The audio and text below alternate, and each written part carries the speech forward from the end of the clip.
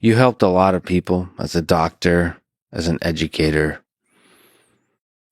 live better lives, live longer.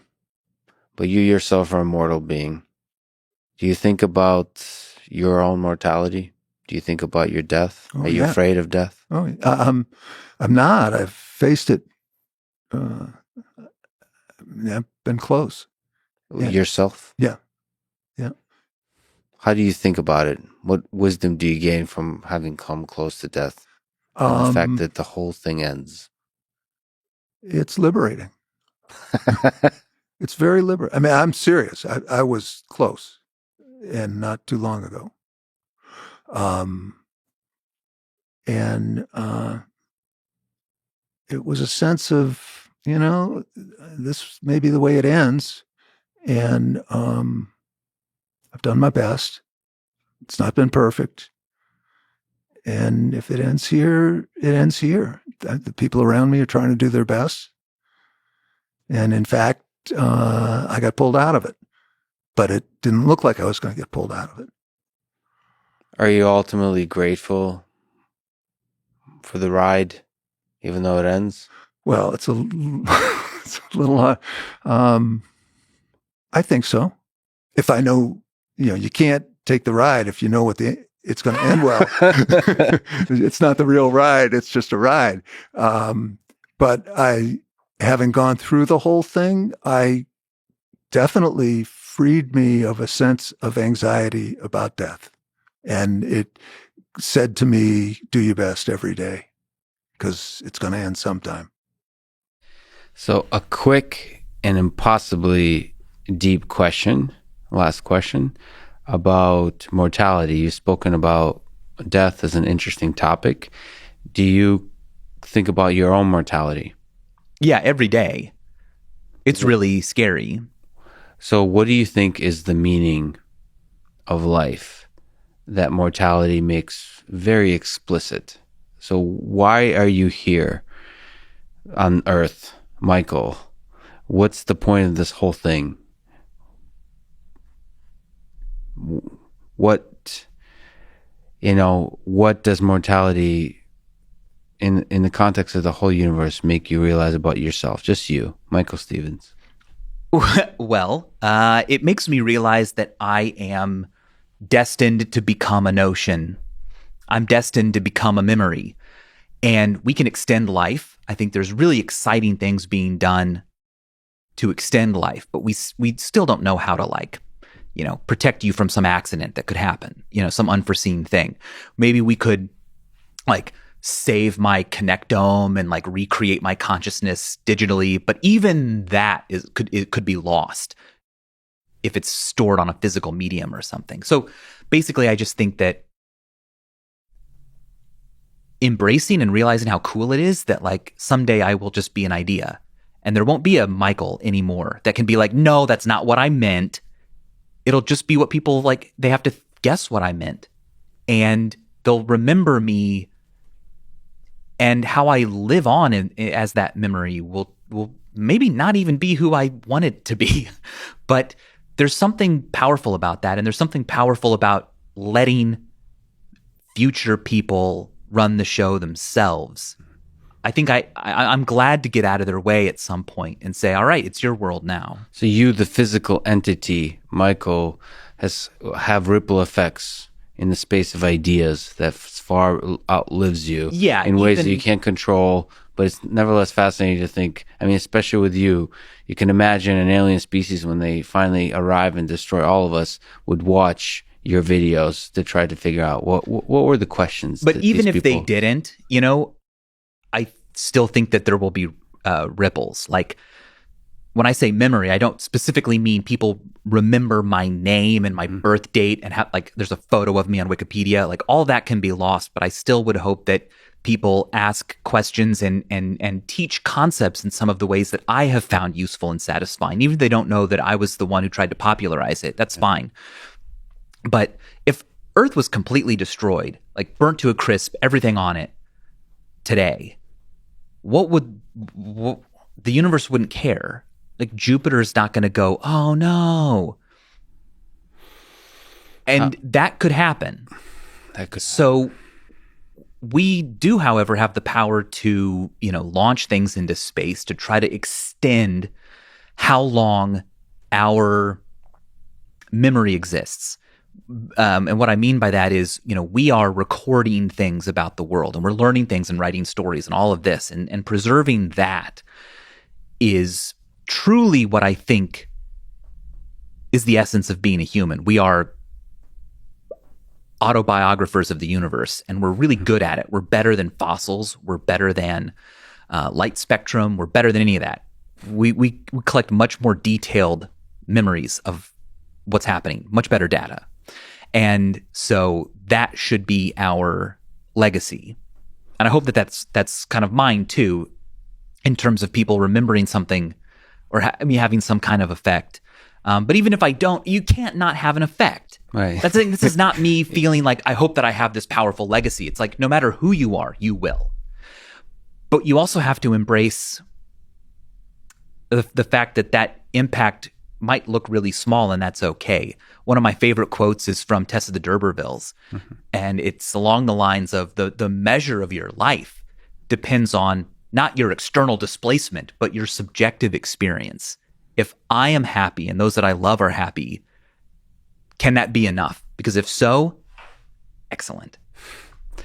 I think there's no better place to end it, Michael. Thank you so much. It was an honor to meet you. Thanks for talking today. Thank you. It was a pleasure. Thanks for listening to this conversation with Michael Stevens. And thank you to our presenting sponsor, Cash App. Download it, use code LEXPODCAST. You'll get $10, and $10 will go to FIRST, a STEM education nonprofit that inspires hundreds of thousands of young minds to learn, to dream of engineering our future. If you enjoy this podcast, subscribe on YouTube, give it 5 stars on Apple Podcast, support it on Patreon, or connect with me on Twitter. And now, let me leave you with some words of wisdom from Albert Einstein. The important thing is not to stop questioning. Curiosity has its own reason for existence. One cannot help but be in awe when he contemplates the mysteries of eternity, of life, of the marvelous structure of reality. It is enough if one tries merely to comprehend a little of this mystery every day. Thank you for listening, and hope to see you next time.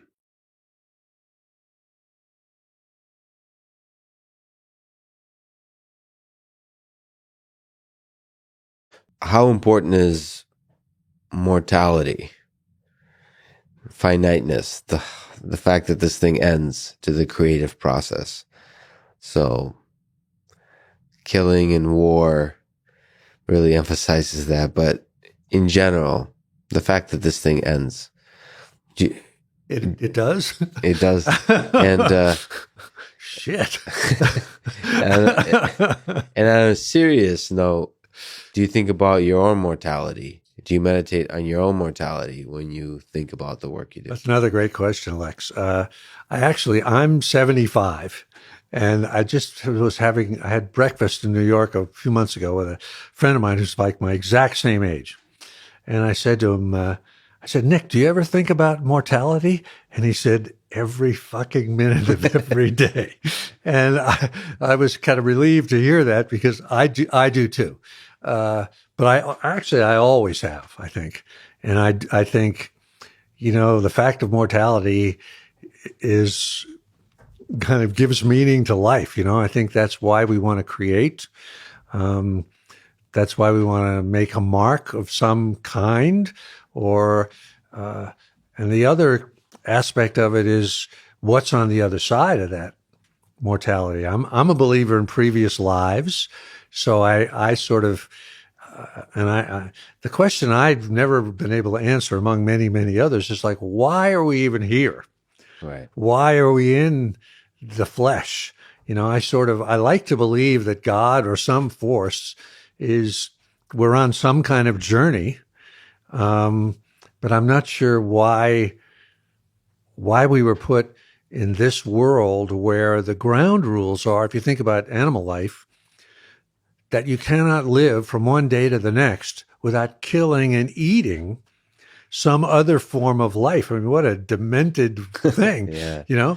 Why couldn't we just have a solar panel on our head and, be friends with everybody?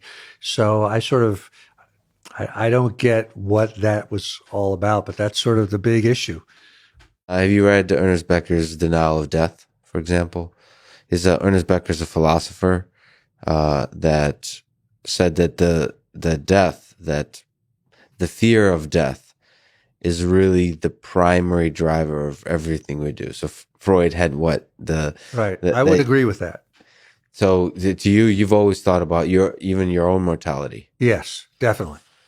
And can you elaborate on the reincarnation aspect of what you were talking about? Like that we kind of, what's your sense that we had previous lives? What have you thought concretely, or is it a lot of it kind of as? No, I've thought concretely about it. I mean, it's very clear when you see children, young kids, or even dogs and cats, that they come into the world with personalities, and 3 kids in a family are going to be completely different and completely their own person. Yeah. And that person that they are doesn't change over life. And there's one of the things that I did in my book, The Artist's Journey, is that there were certain things where I tracked or just listed in order, like all of Bruce Springsteen's albums or all of Philip Roth's books, kind of a body of work throughout over, a period of 30, 40, 50 years, and you can see that there's a theme running through all of those things, that it's completely unique to that person. Nobody else could have written Philip Roth's books or Bruce Springsteen's songs. And you can even see sort of a destiny there. So I ask myself, well, where did that come from? It seems to be a continuation of something that happened before, and that will lead to something else, because it's not starting from scratch. It seems like there's a calling, a destiny in there already. This gets back to the muse and all that kind of thing. So it's almost like there's this, let's call it a god. It's passing. It's almost like sampling parts of a previous human that has lived and putting those into the new one. Sampling is probably a pretty good word. Taking some of the good, well, you can't take all the good parts, because the bad parts is what makes the person. So right. Let's say taking it all together. Okay. This is humans only, or does it pass around from animals in your view? I don't know. That's above my pay grade. I don't know. So what do you think about consciousness and mortality being displayed in a robot? So not actually having consciousness, but having these kind of human elements that are much more than just the interaction, much more than just, like you mentioned, with a dinosaur moving kind of in interesting ways, but really being worried about its own death and really acting as if it's aware and self-aware and identity. Have you seen that done in robotics? What do you think about doing that? Is that a powerful good thing? Well, I think it can be a design tool that you can use for different purposes. So I can't say whether it's inherently good or bad, but I do think it can be a powerful tool. The fact that the pleo mimics distress when you quote unquote hurt it is a really powerful tool to get people to engage with it in a certain way. I had a research partner that I did some of the empathy work with named Palash Nandi, and he had built a robot for himself that had like a lifespan and that would stop working after a certain amount of time, just because he was interested in like whether he himself would treat it differently. Mm-hmm. And we know from, Tamagotchis, those little games that we used to have that were extremely primitive, that like people respond to like this idea of mortality. And, you can get people to do a lot with little design tricks like that. Now, whether it's a good thing depends on what you're trying to get them to do. Have a deeper relationship. Have a deeper connection. Sorry, not a relationship. If it's for their own benefit, that sounds great. Okay. When you look, the field that I really love is artificial intelligence. And there's not many projects. There's not many little flames of hope that have been carried out for many years, for decades, and psych represents one of them. And I mean, that in itself is just a really inspiring thing. So I'm deeply grateful that you would be carrying that flame for so many years, and I think that's an inspiration to young people. That said, you said life is finite, and we talked about mortality as a feature of AGI. Do you think about your own mortality? Are you afraid of death? Sure. I would be crazy if I weren't. And as I get older, I'm now over 70. So as I get older, it's more on my mind, especially as acquaintances and friends, and especially mentors, one by one are dying. So I can't avoid thinking about mortality. And I think that the good news from the point of view and the rest of the world is that adds impetus to my need to succeed in a small number of years in the future. Because I'm not you have a deadline. Exactly. I'm not going to have another 37 years to continue working on this. So we really do want psych to make an impact in the world, commercially, physically, metaphysically, in the next small number of years, 2, 3, 5 years, not 2, 3, 5 decades anymore. And so this is really driving me toward this sort of commercialization and increasingly widespread application of psych. Whereas before, I felt that I could just sort of sit back, roll my eyes, wait till the world caught up. And now I don't feel that way anymore. I feel like I need to put in some effort to make the world aware of what we have and what it can do. And the good news from your point of view is that's why I'm sitting here. You're going to be more productive. I love it. And if I can help in any way, I would love to. From a programmer perspective, I love, especially these days, just contributing in small and big ways. So if there's any open sourcing from an MIT side and the research, I would love to help. But when, bigger than psych, like I said, it's that little flame that you're carrying of artificial intelligence, the big dream. What do you hope your legacy is? That's a good question. That people think of me as one of the pioneers or inventors of the AI that is ubiquitous and that they take for granted, and so on. Much the way that today we look back on the pioneers of electricity or the pioneers of similar types of technologies and so on as, it's hard to imagine what life would be like if these people hadn't done what they did. So that's one thing that I'd like to be remembered as. Another is that... So the creator, one of the originators of this gigantic knowledge store and acquisition system that is likely to be at the center of whatever this future AI thing will look like. Yes, exactly.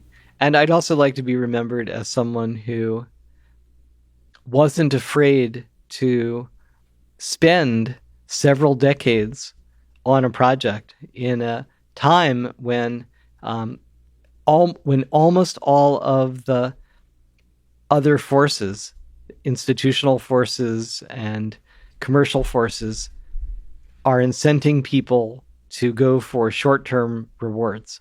And a lot of people gave up. A lot of people that dreamt the same dream as you gave up. Yes. And you didn't. Yes. I mean, Doug, it's truly an honor. This was a long time coming. A lot of people bring up your work specifically and more broadly philosophically of this is the dream of artificial intelligence. This is likely a part of the future.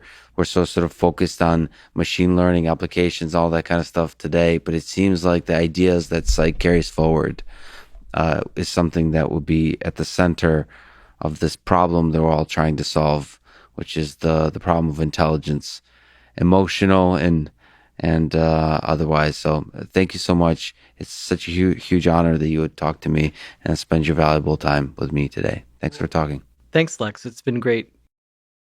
Thanks for listening to this conversation with Doug Lenat. To support this podcast, please check out our sponsors in the description. And now, let me leave you with some words from Mark Twain about the nature of truth. If you tell the truth, you don't have to remember anything. Thank you for listening. I hope to see you next time.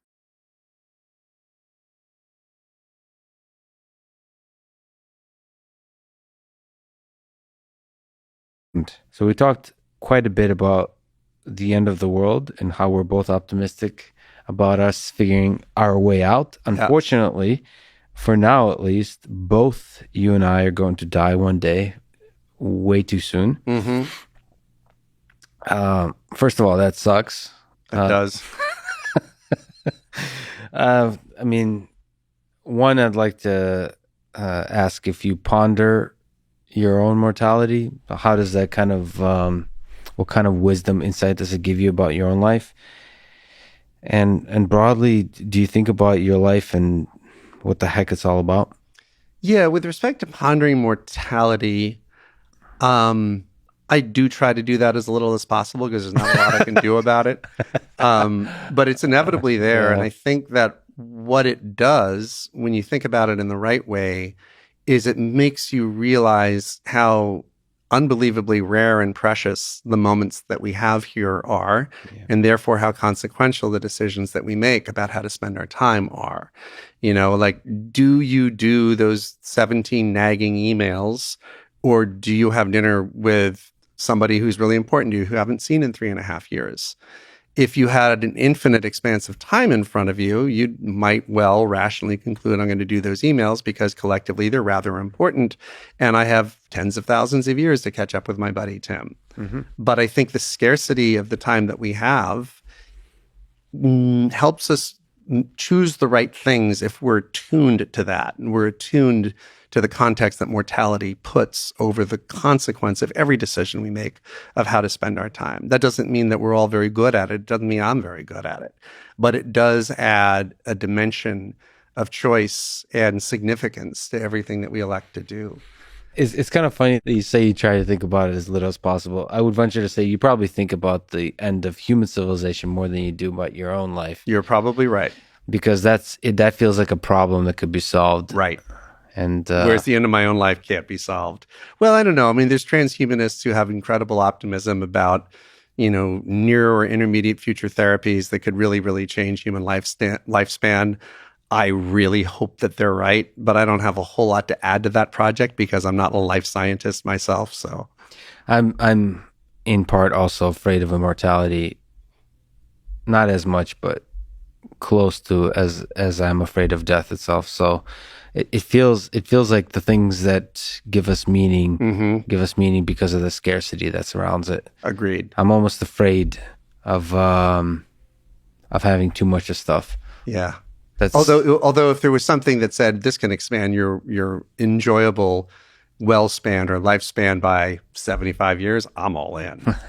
Well, part of the reason I wanted to not do a startup, really the only thing that worries me about doing a startup is if it becomes successful, because of how much I dream, how much I'm driven to be successful, that there will not be enough silence in my life, enough scarcity to appreciate the moments I appreciate now as deeply as I appreciate them now. Like there's a simplicity to my life now that it feels like it might disappear with success. I wouldn't say might. I think if you start a company that has ambitious investors, ambitious for the returns that they'd like to see, that has ambitious employees, ambitious for, you know, the career trajectories they want to be on and so forth, and is driven by your own ambition, there's a profound monogamy to that, you know, and it is very, very hard to carve out time to be creative, to be peaceful, to be so forth, because of, you know, with every new employee that you hire, that's one more mouth to feed. With every new investor that you take on, that's one more person to whom you really do want to deliver great returns. And as the valuation ticks up, the threshold to delivering great returns for your investors always rises. And so there is an extraordinary monogamy to being a founder CEO, above all for the first few years, and first in people's minds could be as many as 10 or 15. So, but I guess the fundamental calculation is whether the passion for the vision is greater than the cost you'll pay. Right. It's all opportunity cost. It's all opportunity cost in terms of time and attention and experience. And some things, like I'm everyone's different, but I'm less calculating. Some things you just can't help. Sometimes you just dive in. Mm-hmm. Oh, yeah. I mean, you can do balance sheets all you want on this versus that and what's the right. I mean, I've done it in the past and it's never worked. You know, it's always been like, okay, what's my gut screaming at me to do? Yeah. Maybe that's what gives everything meaning. Yeah. Because if everything lasted forever, if this went on ad infinitum, there would be no meaning to it. I'd be like, hey, if I don't see you tomorrow, I'll see you in a million years. Yeah. There would be no meaning. There would be no urgency. There would be no feelings. There'd be no nothing of magnitude or superficiality. It would all just be this kind of. It would be torture. That would actually be torture to be here forever. I mean, I'm already sick of this place, and I'm just in my 40s. Like, I'm done. Yeah, I'm sick of me. I'm sick of everything. You know, a lot of people, when they talk about immortality, they consider immortality appealing because you get a chance to do basically all these things you might not get a chance to do otherwise, like all the kinds of travel broadly, explore, read every book, explore every idea, do every hobby, all those kinds of things. Somebody else I was talking to mentioned the reality of being immortal would be more likely, I like this idea, more likely would be you just sitting there doing nothing and putting off all that travel and exploration till later because you'll always have time. And so what you're going to have, what actual immortality would look like for a bunch of humans is people sitting there doing nothing. It would be like a Greek kafania, just sitting around drinking coffee, watching. Yeah. I love it. Yeah. I mean, it's a lazy man's paradise. Yeah. But it's so interesting because that rings true to me for what humans are like is we'll basically just put off all those exciting adventures and just be lazy, become lazier and lazier and lazier because you'll always have a chance to do all the exciting things. And we'll basically become Tim Dillon. We'll just sit there and have a podcast and that's it. He works hard. I mean, that sounds actually like heaven, dude. That's speaking to my heart, really. I mean, I'm at heart, I'm a very lazy person. I always try to find ways to lie down. Like if I'm sitting, I'll figure out a way to kind of contort myself to lay down. That's an interesting thing to if you can always push something off. Yeah, I like that. I think that's heaven. And see, we just changed your mind. You kind of like the immortality. Yeah, I kind of like it. No, so there'll be no thirsts. No, you can always put it off. Hey, I want to bang this girl. You're like, I'll put it off. But now I'm thinking about Muslim heaven, and they may be offering the best deal. I mean, if it was an expo and they had a booth, I may go with them because they offer 62 or 72. But then I'd get sick of them. I'd want to. I don't know. I always wondered, like, are you given the 62 virgins, or do you choose? Can you create them like an avatar, like a video game, or are you just given? I don't know what why it's important to have that high number. First of all, I think it's a mistranslation about the virgins, but outside of that, I feel like the conversation is really important. I don't think they ever specify like what kind of books these girls read, like what are they into, right. Like the quality of the conversation. I think if you're talking about eternity, the quality of the intellect and the conversation and the personalities is way more important. And the Greeks have an ancient expression, pan metron ariston, which my mother always used to say, which is everything in moderation, nothing in excess. So trying to always get to status quo. And that many women, eventually it's like the Magic Johnson effect, Isaiah Thomas effect. It's just too much. And you're gonna end up banging a dude, is what I'm saying. You're gonna get sick of it because it's too much. And there's going to be a eunuch that finds its way into your harem. Yeah. That's been proven throughout history, every empire. When you have all that power, and again, this goes back to power corrupting. Yeah. If there's no struggle, there's no meaning. The value is from the journey, the working hard, the struggle. And if it's just given to you because you're a sultan or you're Alexander the Great or whatever, you're gonna get bored and you're gonna bang a dude. I think that's a scientific axiom. Actually, eventually you'll get bored and bang a dude. Yeah, but I think it won't stop there. I think you'll go to animals, you'll go to robots. I mean, eventually it all ends up in robots, and then the robots rebel, and then the humans will be destroyed. Yeah. I'm sorry. If we're speaking truth, you said the value of life, one of the highest ideals is to seek truth. I think if we're being honest. Can I ask you a quick question? If you live in I come from small islands, right? And so there's a stereotype that's where they bang animals. But if you come from a very small community, yes, an island or something, and you have the choice of banging a family member or an animal, which one is worse on the moral scale? Because you're technically not related to the animal. Right. This is interesting. I mean, all of these are human constructs, these ideas, but yet for me personally, taboo would be more taboo to have sex with a family member. Yeah. I mean, okay. It's good to know where you stand on that. I think your viewers, that if they didn't know they had that question, they just learned a little bit about you, and now I know. I look forward to the internet clipping that out. Yeah, I mean, there is. Listen, in some outside of that, I do think about that a lot. It sounds ridiculous about morality connected to animals in terms of all the factory farming and so on. It seems like that's one of the things we'll look, because I love meat, but I kind of feel bad about it, and bad in a way where I think if we look like 100 years from now, we'll look back at this time as like one of the great like tortures and injustices that we humans have committed. And I mean, all that has to do with the sex with the animal. It has to do with consent and about the experience of suffering of animals. The reason I think about that personally a lot, because I think about robotics. I think about creating artificial consciousnesses, artificial like beings that have some elements of the human nature. And then you start to think like, well, what does it mean to suffer? What does it mean for entity to exist such that it deserves rights? This is something that the founding fathers were thinking about, like, all men are created equal. What is it? Who is included in the men, who's not in that sentence? And are animals included in that? Are robots? I honestly think that there will be a civil rights movement for robots in the future. I don't know.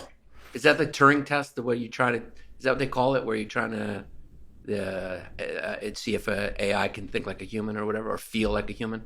Well, it's the Turing test, closely defined, is more about talk like a human. Uh-huh.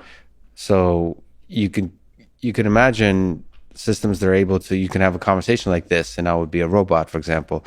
But that doesn't mean I would in society. That doesn't mean I deserve rights, or that doesn't mean I would be conscious. It doesn't mean that I would be able to suffer and to experience pleasure and dream and all those kinds of human things.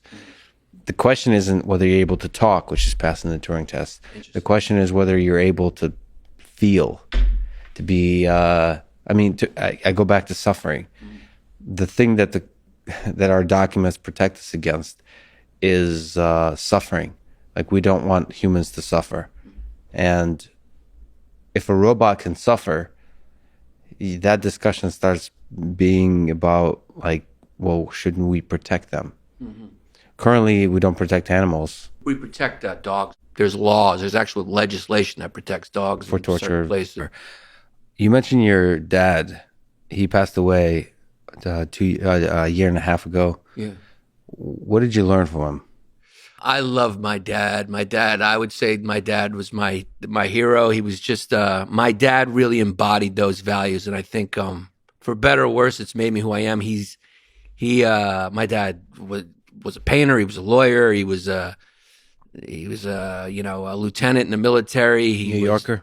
New Yorker, born and bred, Brooklyn. His dad, surprise, owned a diner. So that's sort of the Greek passport. That's the immigration passport for Greeks into America. And my dad played football.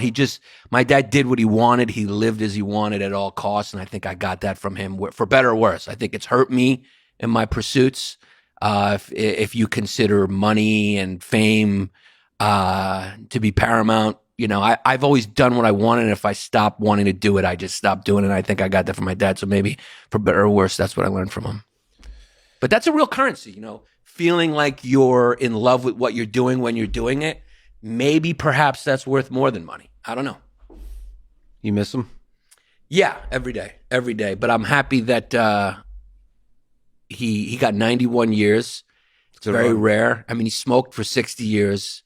Talk about like a guy who was an outlier. I mean, he smoked like 60 years, like packs. I mean, and he didn't die from that. He had prostate cancer, which is the way men should go. Your dick should give out. It should start from the dick. I mean, we focus so much of our life on the dick that's a successful life. And that's why every man eventually gets prostate cancer, because that is the universe's way of saying like the thing you focused on the most is you put the most energy into is the thing that's spent. And it's going to, your rotting is going to start there. So that's a successful life. And it just spread all over his body and he slowly died. I was with him when he died, and that meant a lot to me because me and my brother weren't talking at the time because we're Greeks. We're talking again, but that's how it is. You got a few brothers, right? I got 2 brothers, but I wanted to make sure I was with him when he died, and I got lucky and I was in the room with him when he died. You were in the room with your brother and you weren't? No, my brother wasn't there. We were kind of doing shifts. I was there. I spent the night. The night my dad died. He died early in the morning, and I heard the death rattle, the last breath, and it was just. I think it was. He knew I was there, and I think that just probably meant something to him, and I'm just glad I was there. Does that make you sad that life is ephemeral, like you said? Yeah. Like that you die. Yeah. What do you think about your own death? You meditate on that? I think the actual, if there is a point to life, it's to hopefully not fear death, to accept reality. I think that's important. I think so much goes awry in the human condition when we lose touch with reality. Every political system that's led to mass murder and everything, I think because the tenets of those political philosophies ended up being utopian. They were detached from reality, detached from nature. And so I think it's very important to accept and acknowledge your own mortality. I think it's the foundation for what makes a good person, a moral person, a contributing member of society, because it's true. True things should be the foundation of all things. If what you believe is based on illusion, you're going to end up doing destruction. Whether that destruction's on a scale of 1 to 10, you are going to be destructive because it's not real. It's a fantasy. It doesn't exist. See, the thing is, though, truth is about, I don't think you can ever reach truth. Truth is about like constantly digging. And to push back in your idea that you should accept death, I think the more honest response to death. So the least honest is to run away from it, create illusions that help you imagine like there's not a death. The next is to accept it, but the real honest one is to fear it, because I mean I'm with Ernest Becker, as a philosopher who wrote a book called Denial of Death. He says that much of the human condition is based in the fear of mortality, that we like that's the creative force of the human energy. Like Freud said, you want to sleep with your mother. He said, no, that's not what motivates you. Maybe his mom wasn't hot though. I mean, or he wasn't Greek, because apparently Oedipal, we found that all things good and bad. Yeah. Thanks for that. Thanks. I just don't know if his mom was look or not. I mean, I'd have to Google it. All right. Yeah. I'll look up on Google Images. Yeah. No, but I think that honest, as he says, the thing that we run away from is that there's a terror. He calls it like terror. There's something called terror management theory that's some philosophers after him followed on, that we're basically trying to run away from this fear. And acceptance is actually creating an illusion for yourself. Like you can actually accept something as terrifying as this. So he's more with the Stoics. The Stoics constantly meditate on their death. I mean, what does that mean? That means acceptance of death isn't a thing you do like on a Monday and then you're done. It's a thing you constantly have to meditate on, like reminding yourself, like this ride is over. It could be over today. And that's something if you think about every single day. It gives you an appreciation of Woody Allen movies, at least. It gives you appreciation of basically everything, including Woody Allen movies, which shows you how deep your appreciation for life could be. I've actually haven't been following much about what Woody Allen's, but apparently he's been a troublemaker through most of his life. He's caused a little bit of strife. He's left a little confusion in his wake, for sure. But I mean, that's another one. Separate the art from the artist. The guys will go down in history as the greatest. He's made, a movie a year, and you can always find something good about each movie, like the dialogue or whatever. I love what you're saying. It's interesting, but the only thing I would say to push back a little bit, since we're playing a little table tennis here, is I don't know if it's a choice to fear death. That's more of it seems more instinctual. It seems like something that nature wants you to do, because I've been in positions where I thought I was going to die, like I've been shot, and I had those moments. And then nature also, kicks in an instinct, which is acceptance, where you kind of, it's a chemical release or whatever. I don't know, we're robots basically. So some sort of chemical is released that protects you, but there is an acceptance. I don't know how much of it was a conscious choice, probably very little. And that's the point I'm making, is it's instinctual. We don't really have a choice in fearing death. Otherwise, there would be no progression. All life seems to want to survive, not by choice, but by instinct. So he argues that the fear is not the instinctual level, it's not the animalistic stuff. That's the thing that makes us special. What humans are able to do is to have a knowledge that we're going to die one day. Animals don't have that. Animals' fear is instinctual. Right. It's like, holy shit, what's that sound over there? He says we're actually able to contemplate the fact that this ride ends. And that kind of cognitive construct is difficult for us to deal with. Like, what the hell does that mean? Like, just to think about, it's going to be over at a certain point. Like, it's just over, lights out. Like, it's very difficult to kind of load that into whatever this like little brain we got. Like, what does that actually mean? You and sorry for silly questions here, but just looking back, you have created things, have been part of creating things that have transformed this world, the world of technology, perhaps more than almost anything else. But you're still a human being, and unfortunately, this ride ends. Do you ever think about your own mortality? Not too much. I mean, I'm Roman Catholic, so I am not afraid of death. I think a lot of people who have problems with death are suffering from some lack of either faith in their transcending death, or maybe they don't have children, or they feel like, they get later in life and they feel like they've missed opportunities to do something that endures. And I sympathize with all that because I'm old. I got married fairly old. So I understand all that. Nothing human is alien to me, as Terence said. In the word infinite game, one of the beautiful and tragic aspects of life, human life at least from the biological perspective, is that it ends.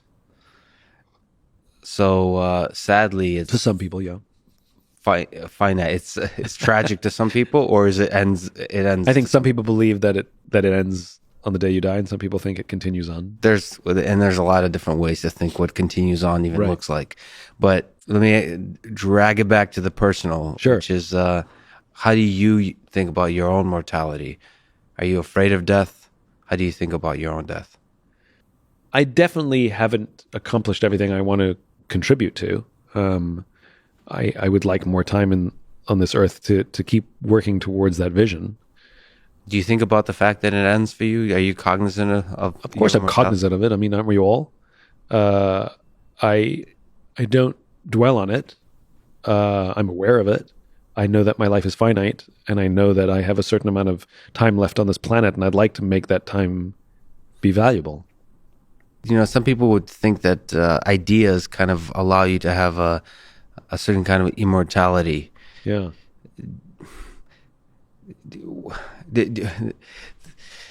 Maybe to linger on this kind of question. So first, to push back on you said that everyone's cognizant of the mortality. There's a guy named Ernest Becker who would disagree, that you basically say that most of human cognition is created by us trying to create an illusion and try to hide the fact from ourselves, the fact that we're going to die, to try to think that it's all going to go on forever. But the fact that we know that it doesn't. Yes, but this mix of denial, I mean, I think the book's called Denial of Death. Yeah. It's this constant denial that we're running away from. That's, in fact, some would argue that the inspiration, the incredible ideas you've put out there, your TED Talk has been seen by millions and millions of people, right? It's just you trying to desperately fight the fact that you are biologically mortal and your creative genius comes from the fact that you're trying to create ideas that live on long past you. Well, that's very nice of you. I mean, I would like my ideas to live on beyond me, because I think that is a good test that those ideas have value in the lives of others. I think that's a good test that others would continue to talk about or share the ideas long after I'm gone.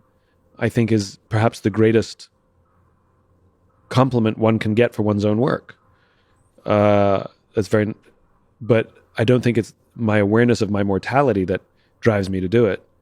It's my desire to contribute that drives me to do it.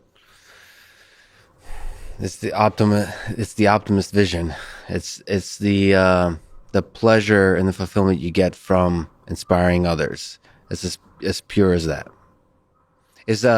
Let me ask. Listen, I'm Russian. I'm trying to get You're good.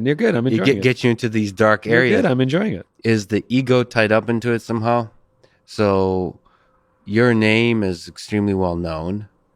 If your name wasn't attached to it, do you think you would act differently? I mean, for years I hated that my name was attached to it. You know, I had a rule for years that I wouldn't have my face on the cover, the front page of the website. You know, I had a fight with the publisher because I didn't want my name big on the book. I wanted it tiny on the book because I kept telling them it's not about me, it's about the ideas. They wanted to put my name at the top of my book. I refused. None of my books have my names on the top because I won't let them. They would like very much to put my name on the top of the book, but the idea has to be bigger than me. I'm not bigger than the idea. That's beautifully put. Do you think ego? But I also am aware that I'm become recognized as the messenger. And even though I still think the message is bigger than me, I recognize that I have a responsibility as the messenger. And whether I like it or not is irrelevant. I accept the responsibility. I'm happy to do it. So when you look up to the stars, do you think about that quickly approaching end of yours? Do you think about your own mortality? Do you think about your death? Are you afraid of your death? I'm a huge fan of Stoicism, right? I read a lot of Stoicism. I think Ryan Holiday's done a great job of bringing some of that back into the forefront.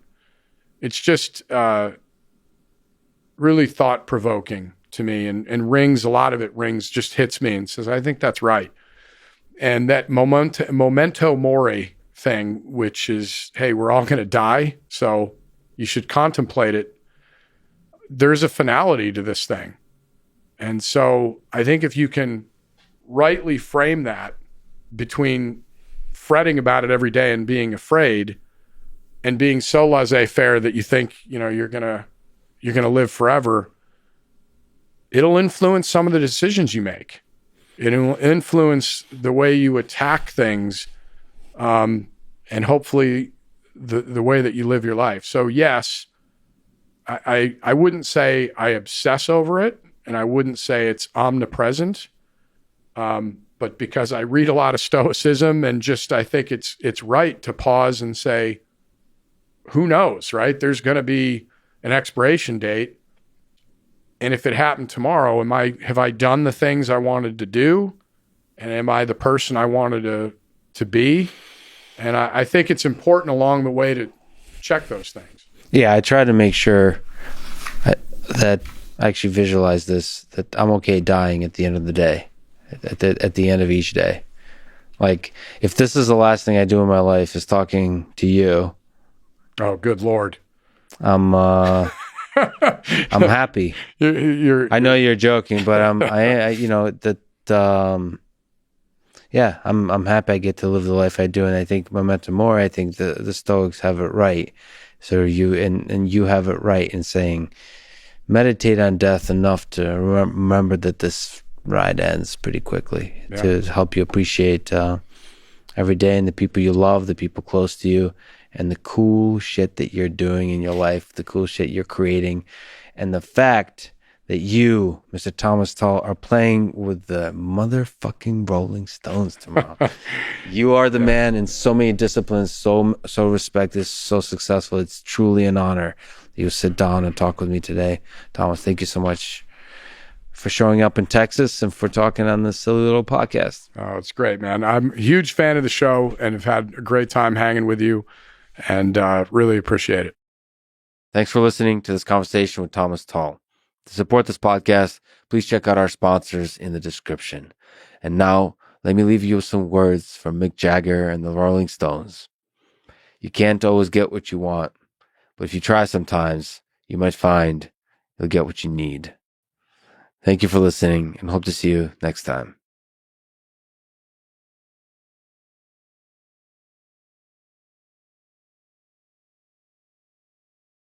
Do a study.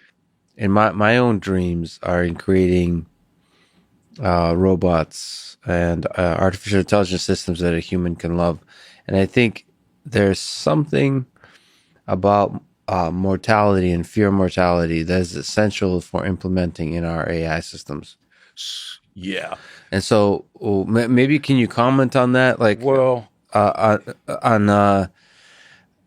so this is a different perspective on your work, sure, which is like, how do we engineer a human? Yeah. So no, this is awesome, Lex. I'm delighted that you said that. First of all, and I may mention this to you, and I can't remember because I am senile.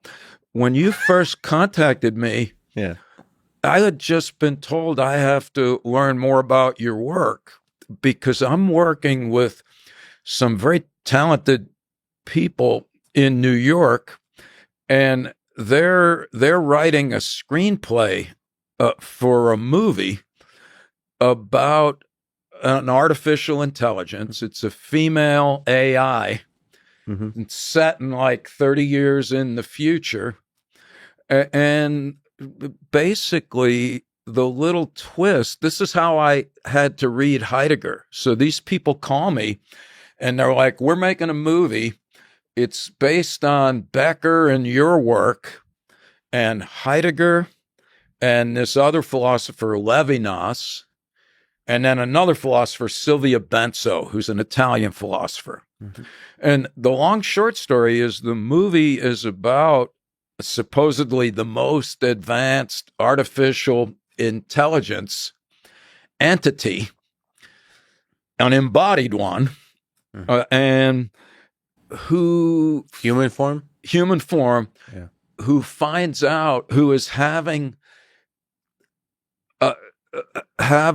essentially existential anxieties. And I think the project is called A Dinner with Her or something, and it doesn't really matter. But the punchline is that she finds out that her creator has made her mortal. Mm-hmm. And so the question is, what happens phenomenologically and behaviorally to an artificial intelligence who now knows that it's mortal? And it's actually the same question that you're posing. Yeah. And that is that necessary in order for an AI to approximate humanity? Yeah, I think, yeah. So the intuition, again, it's unknown, but I think it's absolutely necessary. A lot of people, the same kind of shallow thinking that people have about our own end of life, our own death, is the same way people think about artificial intelligence. It's like, well, okay, so yeah, so within the system, there's a terminal position where like there's a point at which it ends. The program ends. There's a goal state. You reached an end point, but the thing is, making that end a thing that's also within the program, exactly. like the making the thing like, and then it's also the mystery of it. Yeah. So the thing is, we don't know what the hell this death thing is.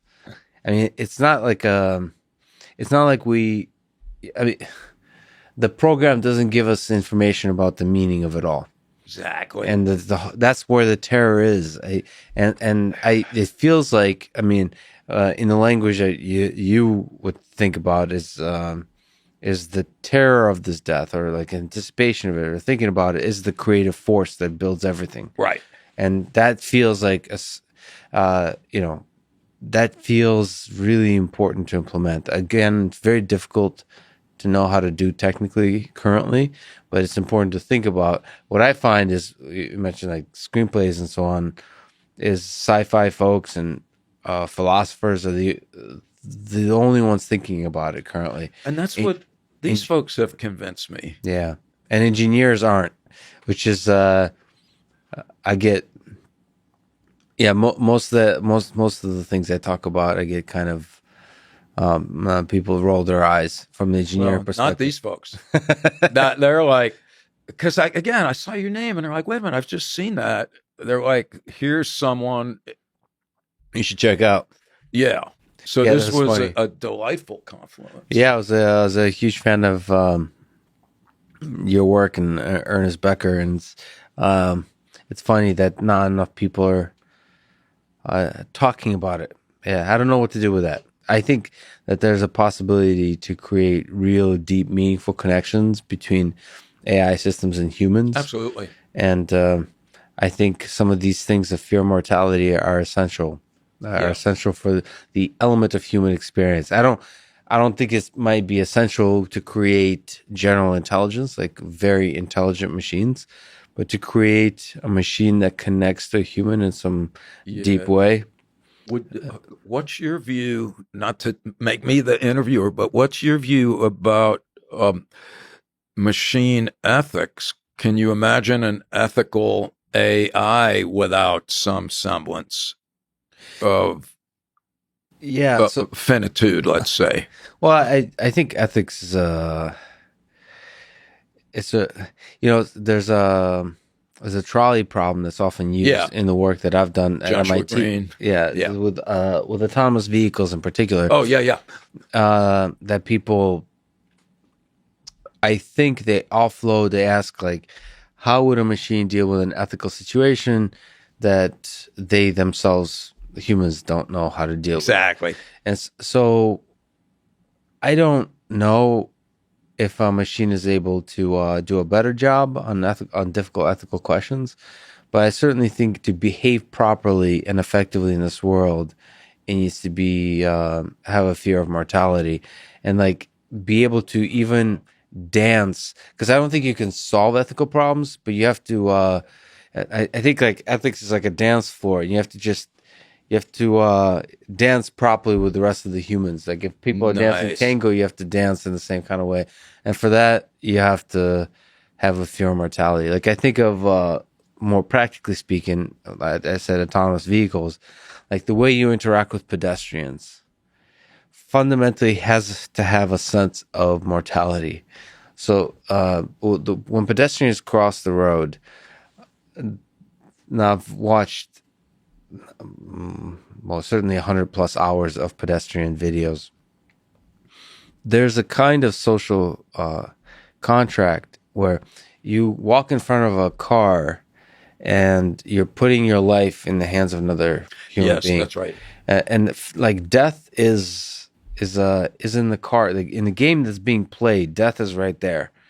It's part of the calculus. It's not like a simple calculus. It's not a simple equation. I mean, I don't know what it is, but it's in there, and it has to be part of the optimization problem. Like it's not as simple as, so from the computer vision, from the artificial intelligence perspective, it's detecting there's a human, estimating estimating the trajectory, like treating everything like it's billiard balls, as opposed to like being able to construct an effective model, the world model of what the person's thinking, what they're going to do, what are the different possibilities of how the scene might evolve. I think requires having some sense of, fear of mortality, mortality. I don't see the thing is, I think it's really important to think about. I can be honest enough to say that I haven't been able to figure out how to engineer any of these things. Right. But I do think it's really, really important. Like I have a bunch of Roombas here. I can show it to you after. Roombas is a robot that does vacuums the floor, and I've had them make different sounds. Like I had them scream in pain, and it you immediately anthropomorphize. Absolutely. And it creates I don't know, knowing that they can feel pain. See, I'm speaking like knowing that I immediately imagine that they can feel pain, and then it immediately draws me closer to them. Yes. The human experience, and that there's something in that should be engineered in our systems. It feels like, I believe personally. I don't know what you think, but I believe it's possible for a robot and a human to fall in love, for example, in the future. Oh, I think it's already there. No, there's a certain kind of deep connection with technology. Yeah, but I mean a real, like you would choose to marry. I mean, again, it sounds. I'll find a book title and I'll send it to you, and it's a serious consideration of people who started out with these sex dolls, but it turned into a relationship of enduring significance that the woman who wrote the book is not willing to dismiss as a perversion. Yeah, that's what people kind of joke about sex robots, which is funny. Like it's a funny. I mean, there's a lot of stuff about robots that's just kind of fun to talk about that is not necessarily connected to reality. People joke about sex robots, but if you actually look how sex robots, which are pretty rare these days, are used, they're not used by people who want sex. Precisely. They're actually they're companions. They become companions. Yeah. It's fascinating. And they're just, we're not even talking about any kind of intelligence. We're talking about just, I mean, human beings seek companionships. We're deeply lonely. I mean, that was the other sense I have that I don't know if I can articulate clearly. You can probably do a better job, but I have a sense that there's a deep loneliness within all of us. Absolutely.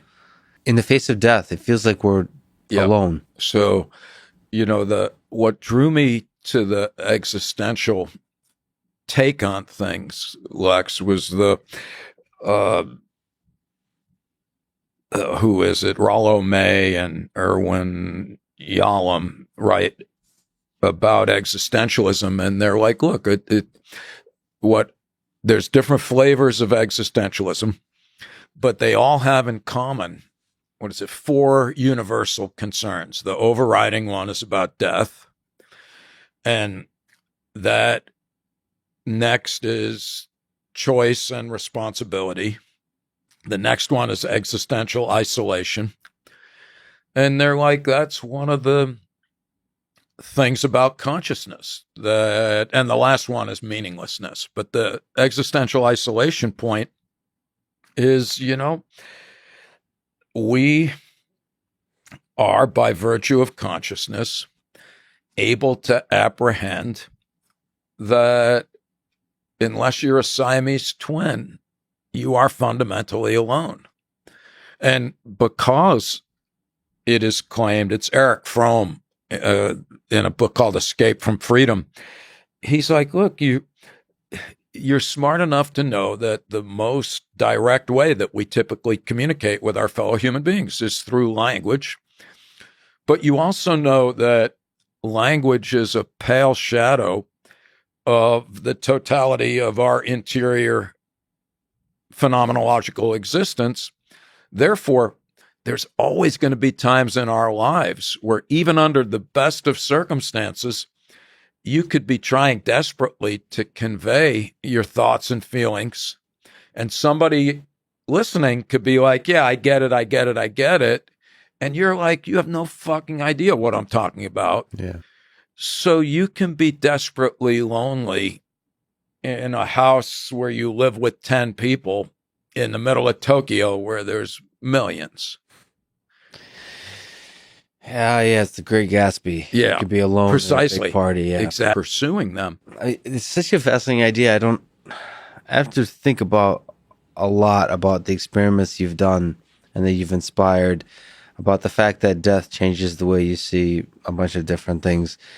I think the Stoics talked about in general, just memento mori, like just thinking about death and meditating on death is a really positive, not a positive, it's an enlightening way to live life.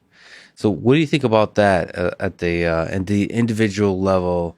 Like, what is the role about bringing that terror of death, fear of death to the surface, and being cognizant of it? For us, that's the ball game. So what we write in our book, and here we're just paying homage to the philosophers and theologians that come before us, is to point out that literally since antiquity, there has been a consensus that to lead a full life requires, Albert Camus said, come to terms with death. Thereafter, anything is possible. And so you've got the Stoics, and you got the Epicureans, and then you got the Tibetan Book of the Dead, and then you got like the medieval monks that, worked with like a skull on their desk. And the whole idea, I should back up a bit and just remind folks that our studies, when we remind people that they're going to die, and we find that, they drink more water if a famous person is advertising it. They eat more cookies. They want more fancy clothes. They sit closer to people that look like them. It changes who they vote for. But all of those things, those are very subtle death reminders. You don't even know that death is on your mind. And so our point is that, and this is kind of counterintuitive, and that is that the most problematic and unsavory human reactions to death anxiety are malignant manifestations of repressed death anxiety. We try and bury it under the psychological bushes, and then it comes back to bear bitter fruit. But what the theologians and the philosophers of the world are saying is it behooves each of us to spend considerable time. You don't have to be a goth death rocker, wallowing in death imagery, to spend enough time entertaining the reality of the human condition, which is that you too will pass, to get to the point where there is, to lapse into a cliche, the capacity for personal transformation and growth. Let's go personal for a second. Are you yourself afraid of death? Yeah. And how much do you meditate on that thought? Like, maybe your own study of it is a kind of escape from your own mortality. It is absolutely, Lex. So you got it. And like, if you figure out death somehow, you won't die. So no. So my colleagues and good friends, Jeff Greenberg and Tom Pazinski, we met in graduate school in the 1970s. We've been doing this work for 40 years, and we cheerfully admit, even though it doesn't reflect well on us as humans, that I should just speak for myself, but I feel like there's a real sense in which doing these studies and writing books and lecturing has been my way of avoiding directly confronting my anxieties by turning it into an intellectual exercise. And every once in a while, therefore, when I think that I'm making some progress as a human, I have to remind myself that that is probably not the case, and that I have at times, like all humans, been more preoccupied with the implications of these ideas for my self-esteem. It's like, oh, we're going to write a book, and maybe we'll get to go on TV or something. Yeah. Well, no, that's not the same as to actually think about it in a way that you feel it rather than just think it. Yeah, like you did when you were 8. That's exactly right. So when I first read The Denial of Death, I was so literally flabbergasted by it that I took a leave of absence for a year and just like did what would be considered menial jobs. I did construction work. I worked in a restaurant. And I was just like, well, wait a minute. If I understand what this guy is saying, then I'm just a culturally constructed meat puppet doing things for reasons that I know not in order to assuage death anxiety. And I was like, that's not. We mentioned that you are mortal. Are you afraid of death? Do you think about your mortality? And are you afraid of it? You didn't sign up for this on a podcast, did you? I mean, it's an interesting question. I mean, I'm definitely aware of it. I do a fair amount of like extreme sport type stuff. So, so I'm definitely aware of it. Yeah. And you're flirting with it a bit. I train sports. Hard. Okay. I mean, so it's like if I'm going to go out in like a 15-foot wave, go out big. Then it's like, all right, I'll make sure we have the right safety gear and like make sure that I'm like used to that spot and all that stuff. But you know, I mean, the risk is still there. You take some head blows along the way. Yes. But definitely aware of it. Definitely would like to stay safe. I have a lot of stuff that I want to build and want to. Does it freak you out that it's finite though? That there's a deadline when it's all over? And there'll be a time when your daughters are around and you're gone. I don't know. No, that doesn't freak me out. I think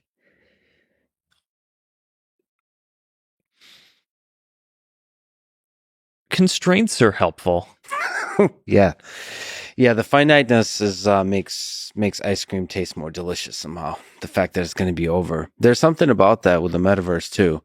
We talked about this identity earlier, like having just one with like NFTs. There's something powerful about the constraint of finiteness or uniqueness, that this moment is singular in history. But I mean, a lot of, you know, as you go through different waves of technology, I think a lot of what is interesting is what becomes in practice infinite, or kind of there can be many of a thing, and then what ends up still being constrained. So the metaverse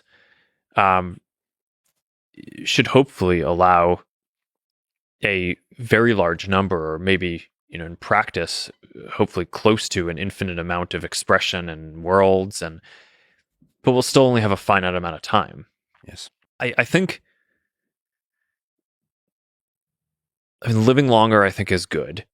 And obviously all of our philanthropic work it's not focused on longevity, but it is focused on trying to achieve what I think is a possible goal in this century, which is to be able to cure, prevent, or manage all diseases. So I certainly think people kind of getting sick and dying is a bad thing, and I'm you know, dedicating almost all of my capital towards advancing research in that area to push on that. Which, I mean, we could do another one of these podcasts about that, because that's so what people should know. Fascinating topic. I mean, this is with your wife, Priscilla Chan. You formed the Chan Zuckerberg Initiative, gave away 99% or pledged to give away 99% of Facebook, now Meta shares. I mean, like you said, we could talk forever about all the exciting things you're working on there, including the sort of moonshot of eradicating disease by the mid-century mark. Or I don't actually know if you're going to ever eradicate it, but I think you can get to a point where you can either cure things that happen, right? So people get diseases, but you can cure them. Prevent is probably closest to eradication, or just be able to manage as sort of like ongoing things that are, you know, not going to ruin your life. And I think that's possible. I think saying that there's going to be no disease at all probably is not possible within the next several decades. Basic thing is increase the quality of life. Yeah. And maybe keep the finiteness, because it makes everything taste more delicious. Yeah. Maybe that's just being a romantic 20th century human. Maybe. But I mean, it was an intentional decision to not focus on our philanthropy on like explicitly on longevity or living forever. Yes. if at the moment of your death, and by the way, I like that the lights went out when we started talking about death. You get to meet It does God. make it a lot more dramatic. It does. I should get closer to the mic. Do you ponder your mortality? Are you afraid of death?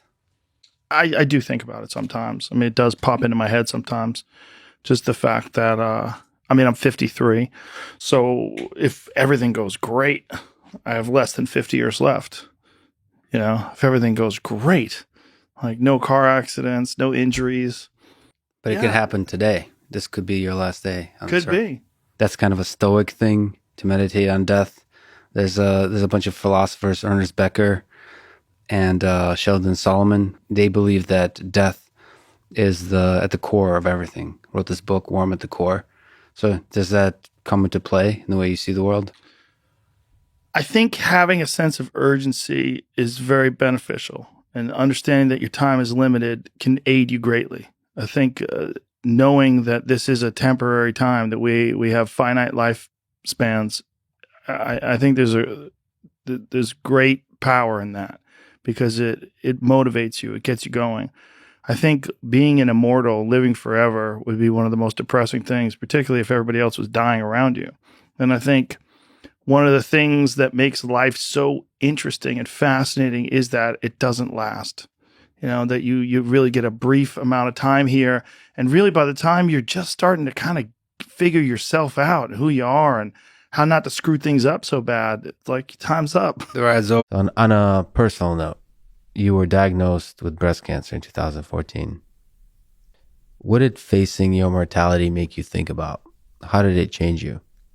You know, this is a great question. And I think that I was interviewed many times and nobody actually asked me this question. I think I was 43 at a time. And it's the first time I realized in my life that I may die. And I never thought about it before. And there was a long time since you diagnose until you actually know what you have and how severe is your disease. For me, it was like maybe 2.5 months. And I didn't know where I am during this time, because I was getting different tests, and one would say it's bad and I would say no, it is not. So until I knew where I am, I really was thinking about all these different possible outcomes. Were you imagining the worst, or were you trying to be optimistic? It would be really I don't remember, what was my thinking. It was really a mixture with many components at the time, speaking in our terms. And one thing that I remember, and every test comes and then you think, oh, it could be this, or it may not be this, and you're hopeful, and then you're desperate. So it's like there is a whole, slew of emotions that goes through you. But what I remember is that when I came back to MIT, I was kind of going the whole time through the treatment to MIT, but my brain was not really there. But when I came back, really finished my treatment, and I was here teaching and everything, I look back at what my group was doing, what other groups was doing, and I thought it's trivialities. It's like people are building their careers on improving some parser on 2 or 3% or whatever. It's like, seriously, I did a work on how to decipher Ugaritic, like a language that nobody speaks and whatever. Like, what is significance? When all of a sudden, I walked out of MIT, which is, when people really do care, what happened to your iClear paper, and, what is your next publication, to ACL, to the world where people, you see a lot of suffering that I'm kind of totally shielded on it on a daily basis. And it's like the first time I've seen like real life and real suffering. And I was thinking, why are we trying to improve the parser or deal with some trivialities when we have capacity to really make a change? And it was really challenging to me because on one hand, I have my graduate students who really want to do their papers and their work, and they want to continue to do what they were doing, which was great. And then it was me who really kind of reevaluated what is the importance. And also at that point, because I had to take some break, I look back into like my years in science, and I was thinking, like 10 years ago, this was the biggest thing. I don't know, topic models. We have like millions of papers on topic models and variation of topic models. Now it's totally like irrelevant. And you start looking at this, what do you perceive as important at different point of time, and how It's kind of fades over time. And since we have a limited time, all of us have limited time on Earth, it's really important to prioritize things that really matter to you, maybe matter to you at that particular point, but it's important to take some time and understand what matters to you, which may not necessarily be the same as what matters to the rest of your scientific community, and pursue that vision. So though that moment, did it make you cognizant, you mentioned suffering, of just the general amount of suffering in the world?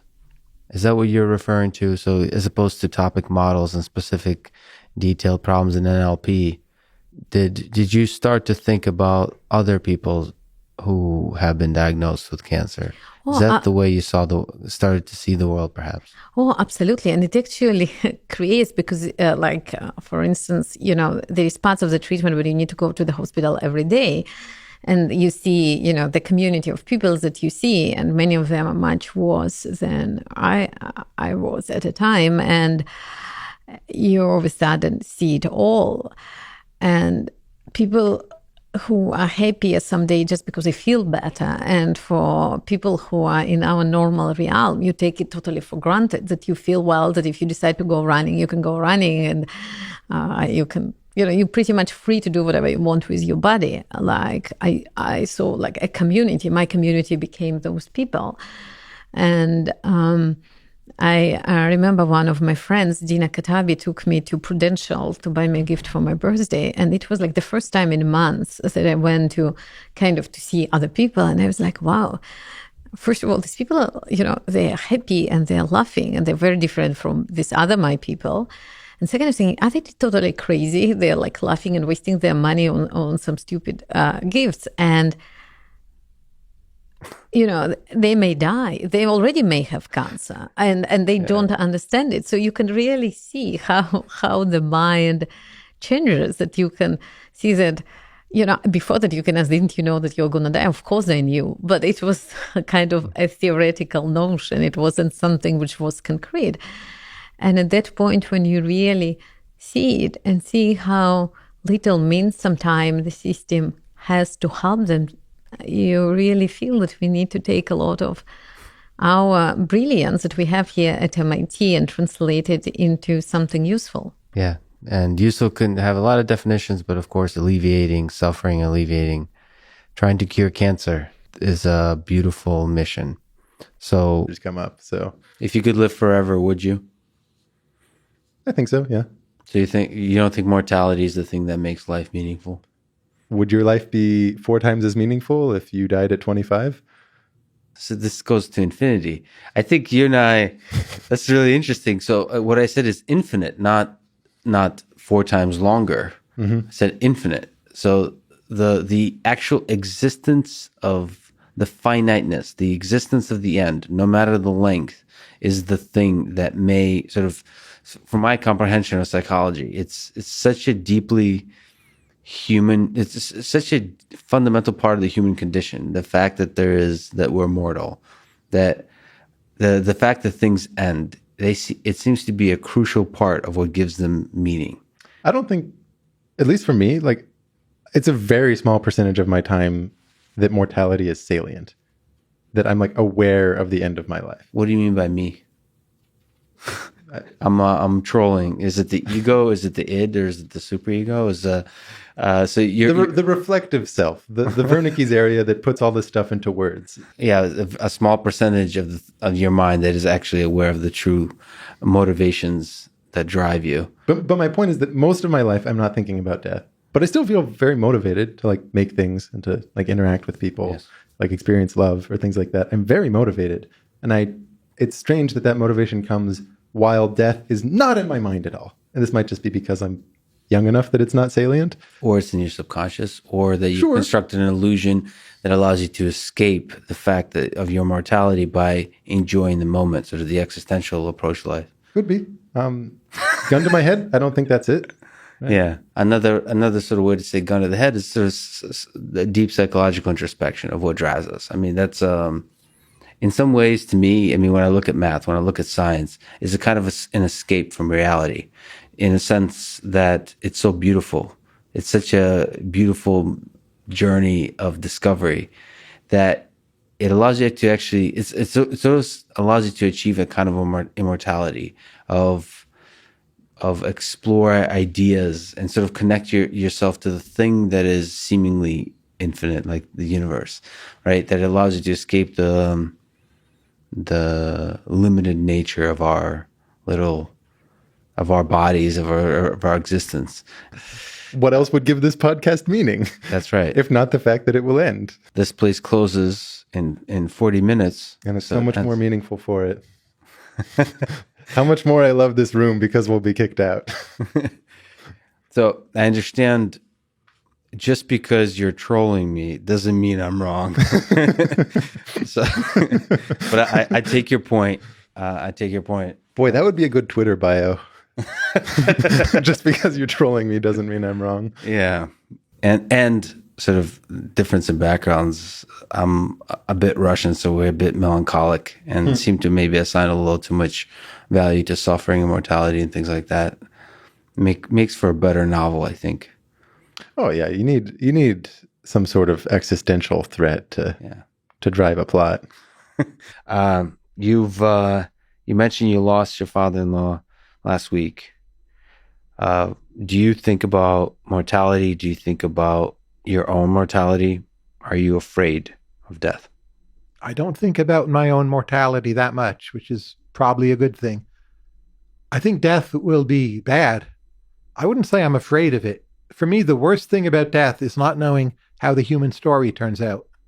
The full human story. The full human story. So if I could, right before I die, read like a Wikipedia page called The Rest of Human History and have enough time, just like a few days to absorb it, think about it, and know like, 643 years from now, that's when all the atomic weapons went off. And here's what happened between now and then.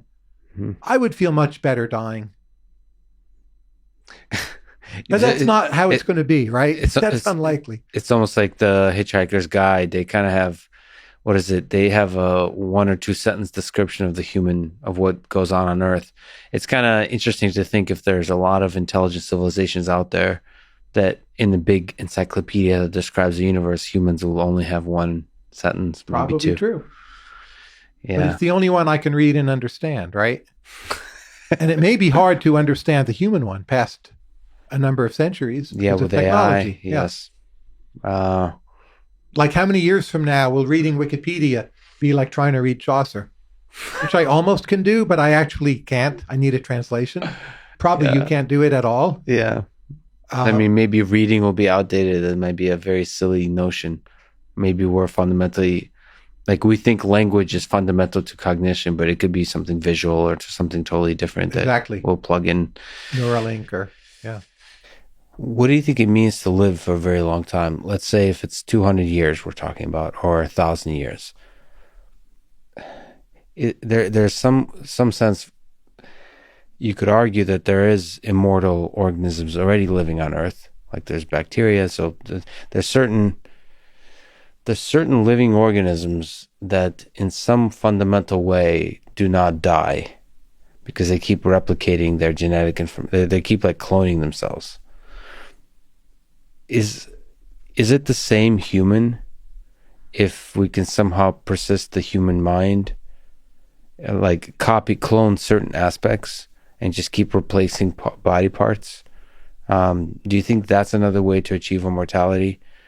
To achieve of a prolonged sort of increased longevity is to replace the parts that break easily and keep, because actually from your theory of aging as a degradation of information, so an information theory view of aging, like what is the key information that makes a human? Can we persist that information and just replace the trivial parts?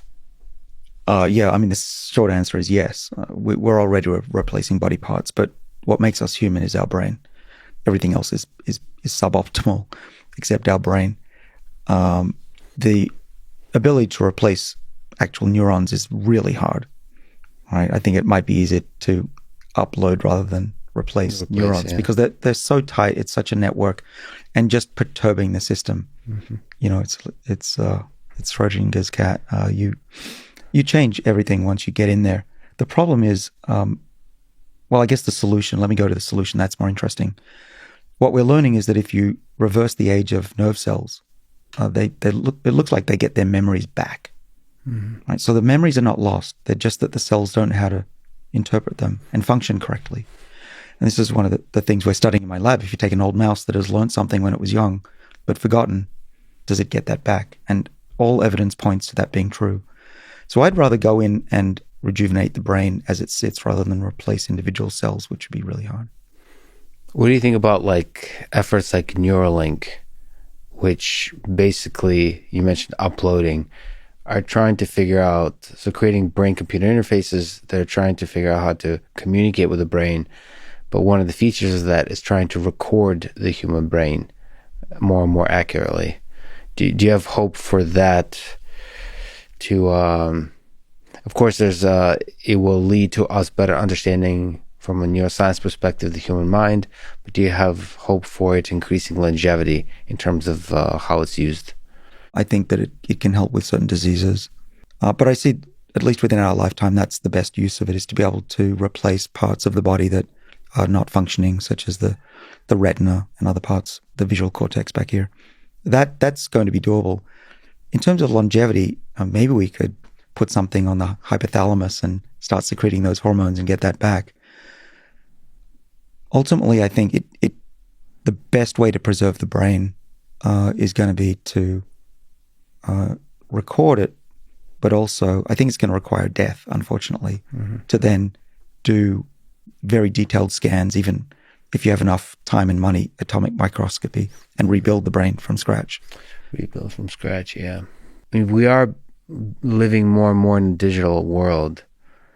I wonder if the scanning is good enough for the critical things in terms of memories, in terms of the particular quirks of your cognitive processes. They're not. Yeah. We're not close, yes, but we've made quite a bit of progress. So it's if you're an exponential type of person. Yeah. Well, let's dream a little here. Yes, that's the point. The way it would work, that I could see it working, is so you take a single cell slice through your dead brain, and we can now. The problem with the engineering aspect is that the physical aspect of the brain is not even half the problem. The problem is which genes are switched on and off. Mm-hmm. This experience that we're having here is altering certain genes in neurons that will be preserved, hopefully, for a number of decades. But you cannot see that with a microscope easily. But there are technologies invented, actually just down the hall in the building I'm at. George Church his lab invented a way to look at which genes are switched on and off, not only in a single cell, which any lab can do these days, but in situ, where it's situated in the brain. Yeah. So you can say, okay, this nerve cell had these genes switched on and these switched off. We can recreate that. But just scanning the brain and looking how the nerves are touching each other is not going to do it. Wow. Okay. So you have to scan the full biology, the full details. And look at the epigenome. At the epigenome too. Yeah, which genes are on and off. It's just easier to reset the epigenome and get them to work like they used to. True.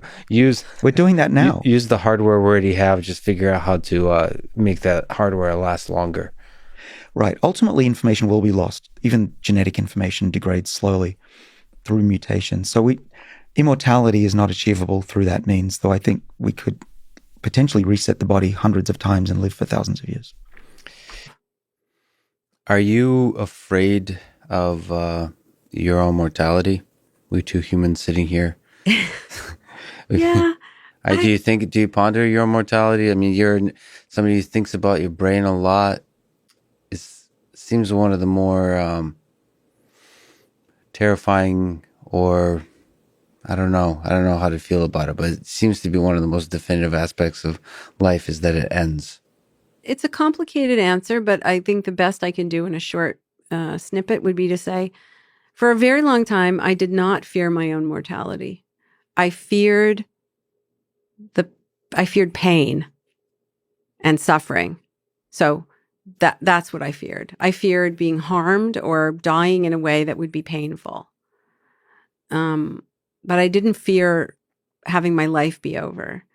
Now, as a mother, think I have fear. I fear dying before my daughter is ready to be without me.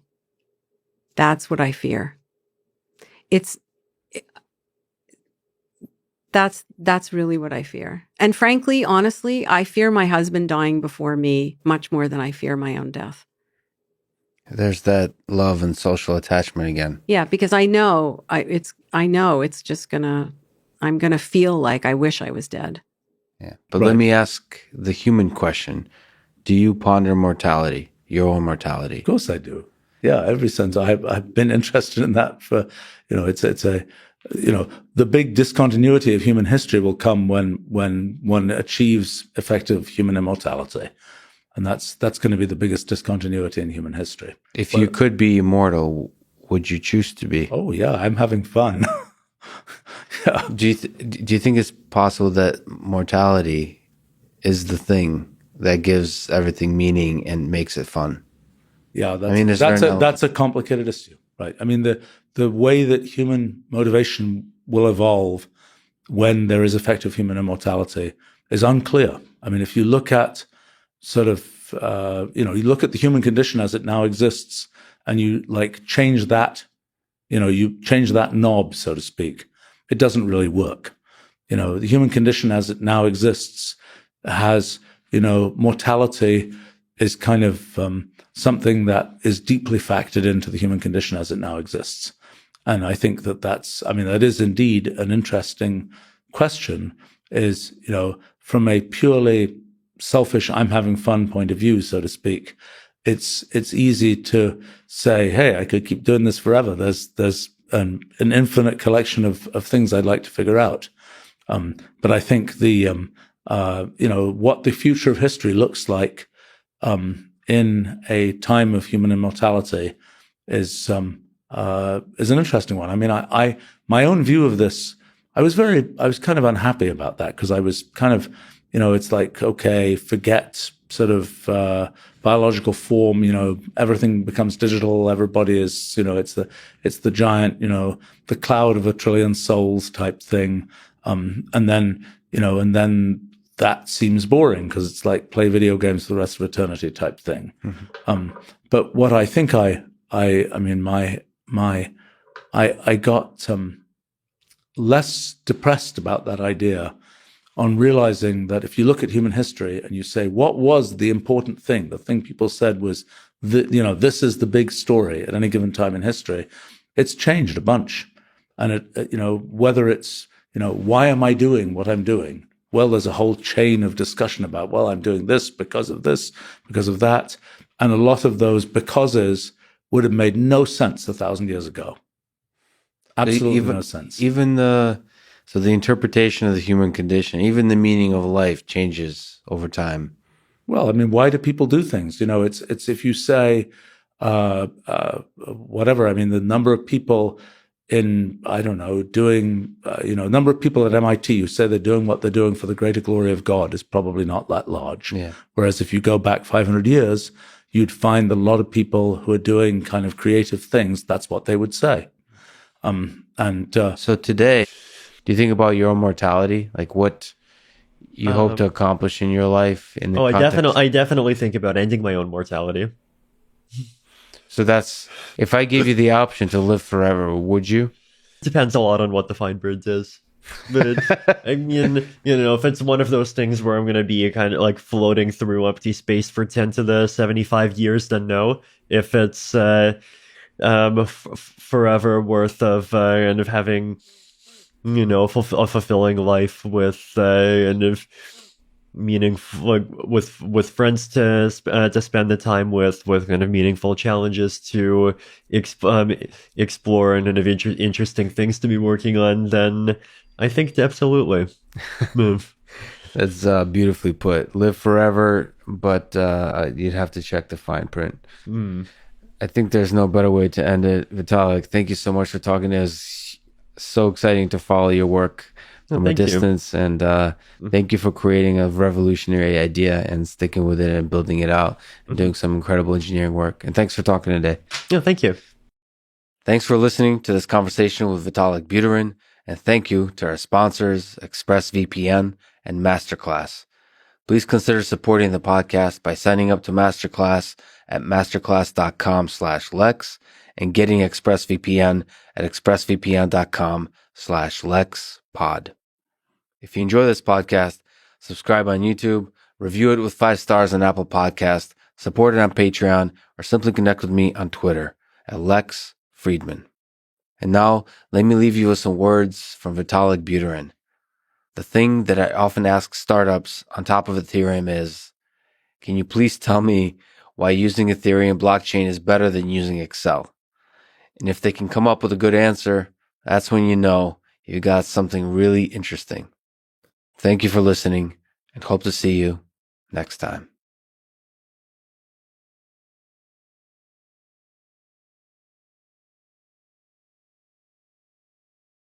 Yeah. I hope it's okay to talk about, as you talked about previously, in 2006, you were diagnosed with prostate cancer. Has that encounter with mortality changed you in some way or the way you see the world? Well, yeah, it did. The first encounter with mortality was when my dad died, and I went through a month when I sort of came to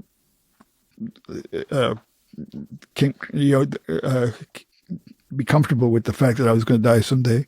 And during that month, I don't know, I felt okay, but I couldn't sing, and I couldn't do original research either. I sort of remember after 3 or 4 weeks the first time I started having a technical thought that made sense and was maybe slightly creative. I could sort of feel that something was starting to move again. But that was, so I felt very empty for until I came to grips with I learned that this is sort of a standard grief process that people go through. Okay, so then now I'm at a point in my life, even more so than in 2006, where all of my goals have been fulfilled except for finishing The Art of Computer Programming. I had one major unfulfilled goal that I'd wanted all my life to write a piece of music and I had an idea for a certain kind of music that I thought ought to be written. At least somebody ought to try to do it, and I felt that it was it wasn't going to be easy, but I wanted to proof of concept. I wanted to know if it was going to work or not, and so I spent a lot of time. And finally, I finished that piece, and we had the world premiere last year on my 80th birthday, and we had another premiere in Canada, and there's talk of concerts in Europe and various things. But that's done. It's part of the world's music now, and it's either good or bad. But I did what I was hoping to do. So the only thing that I have on my agenda is to try to do as well as I can with The Art of Computer Programming until I go see now. Do you think there's a element of 0.8 that might apply of what? there? 0.8? Yeah. Well, I look at it more that I got actually to 1.0 when that concert was over with. I mean, so in 2006 I was at 0.8.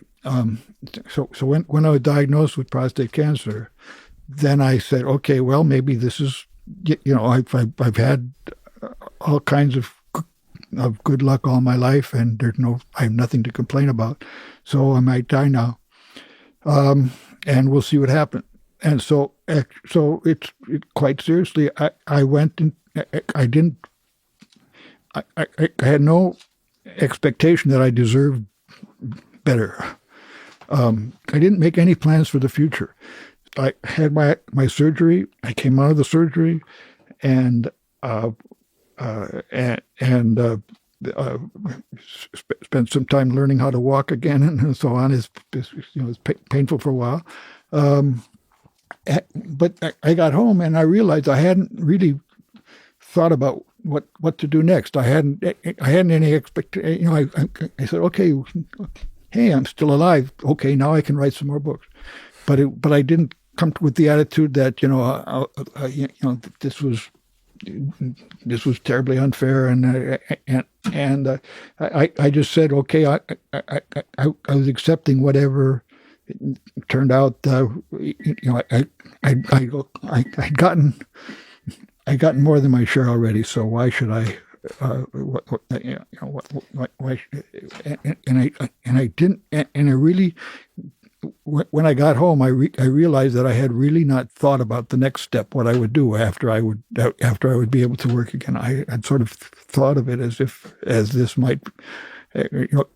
I was comfortable with the fact that it was at the end, but I was hoping that I would still, be able to learn about satisfiability and also someday even write music. I didn't start seriously on the music project until 2012.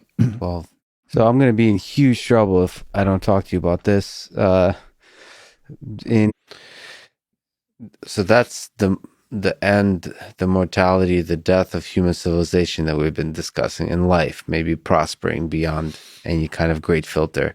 Do you think about your own death? Does it make you sad that you may not witness some of the, you lead a research group on working some of the biggest questions in the universe, actually, both on the physics and the AI side.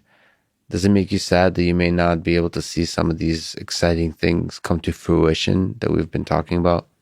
Of course it sucks, the fact that I'm going to die. And I remember once when I was much younger, my dad made this remark that life is fundamentally tragic. And I'm like, what are you talking about, Daddy?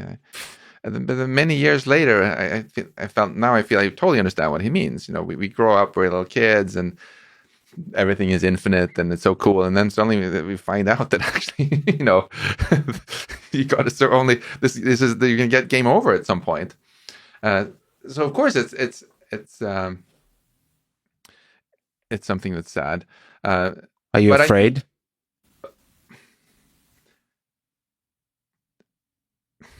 Not in the sense that I think anything terrible is going to happen after I die or anything like that. No, I think it's really going to be game over.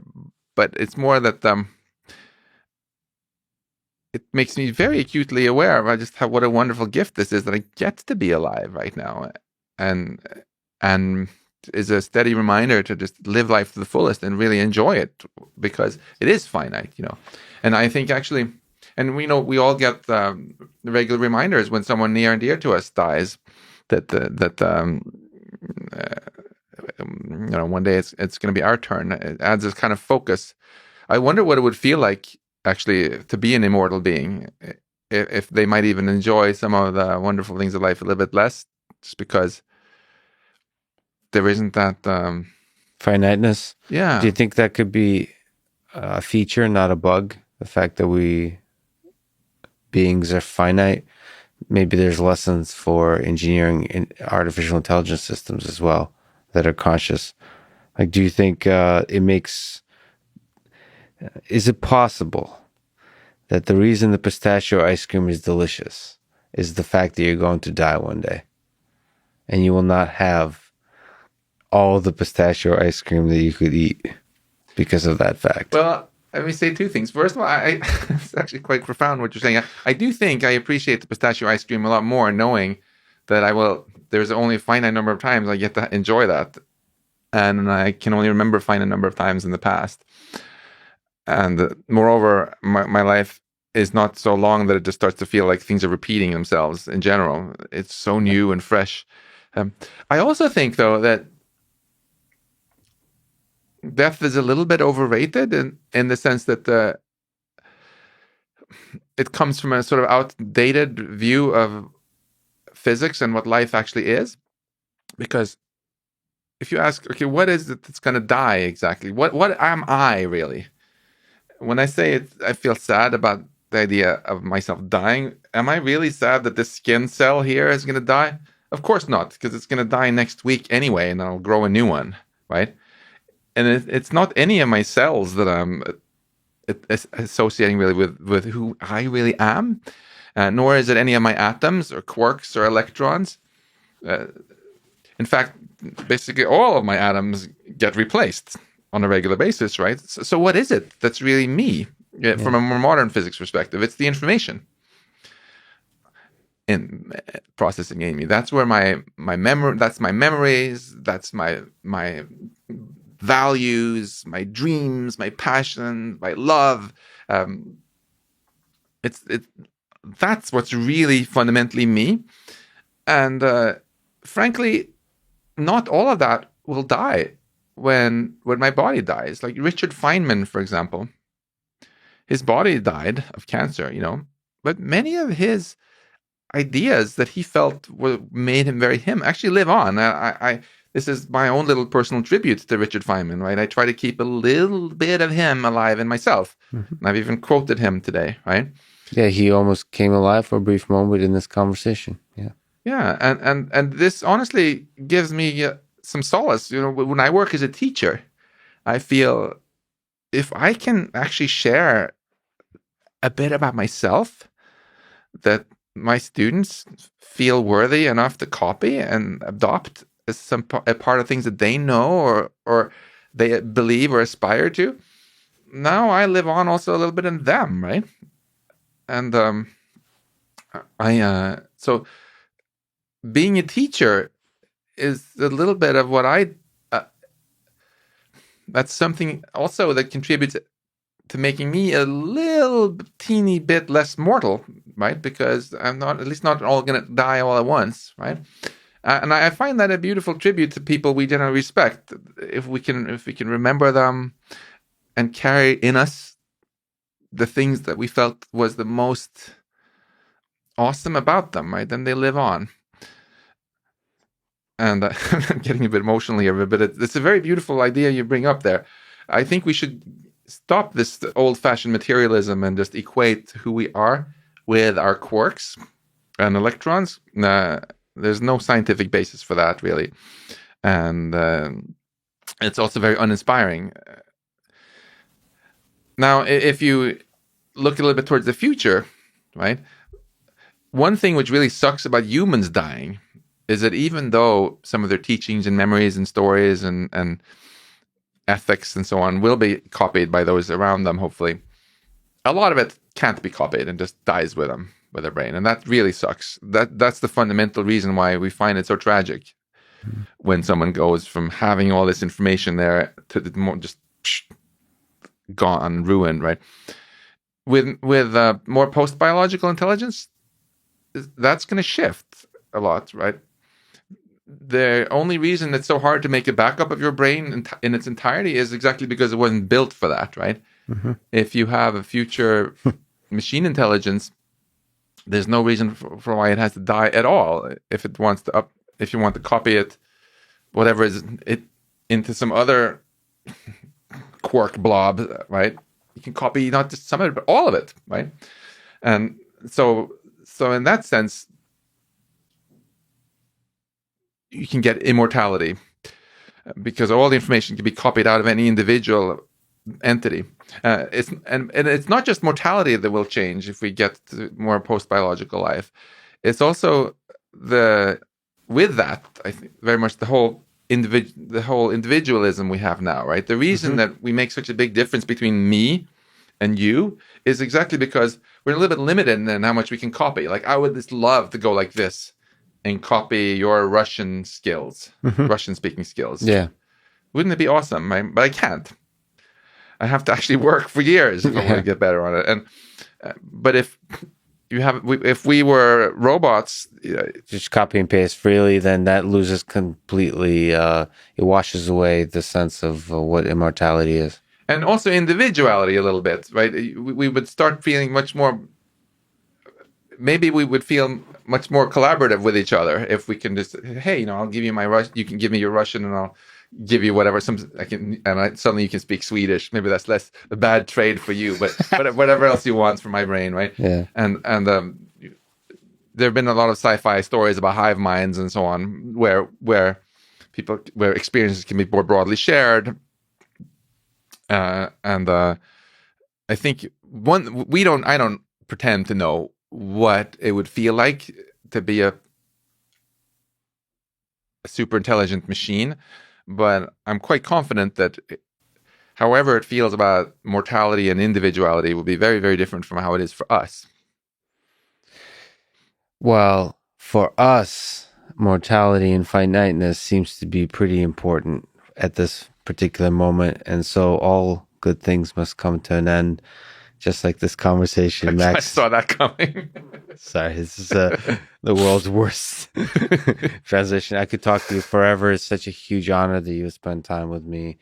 Honor is mine. Thank you so much for getting me essentially to start this podcast by doing the first conversation, making me realize, falling in love with conversation in itself.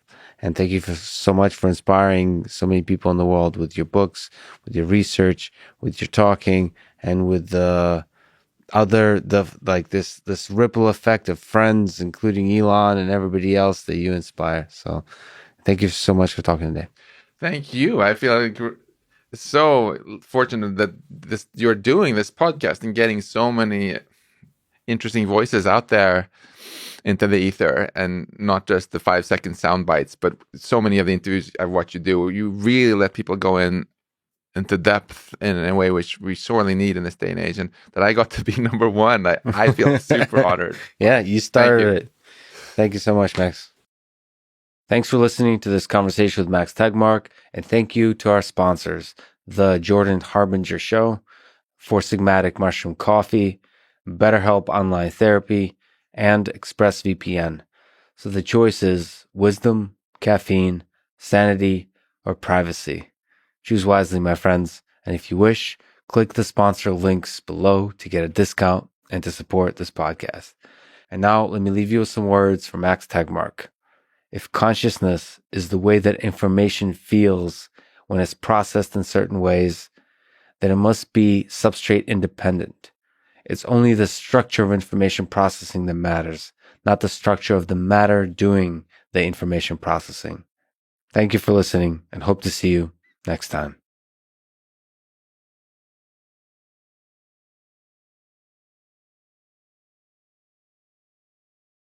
We'll return to ideas of psychedelic-infused wine, which is pretty fascinating. But can we step back and just kind of look at your work with the book Immortality Key?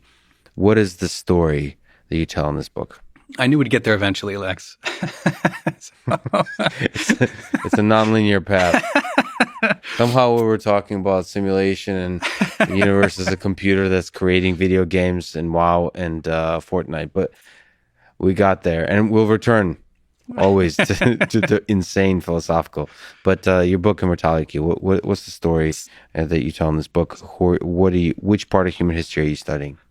Right. So that's the way to phrase it. So it's my 12-year search for the hard scientific data for the ritual use of psychedelics in classical antiquity. So we're talking about amongst the ancient Greeks and Romans and the Paleo-Christians.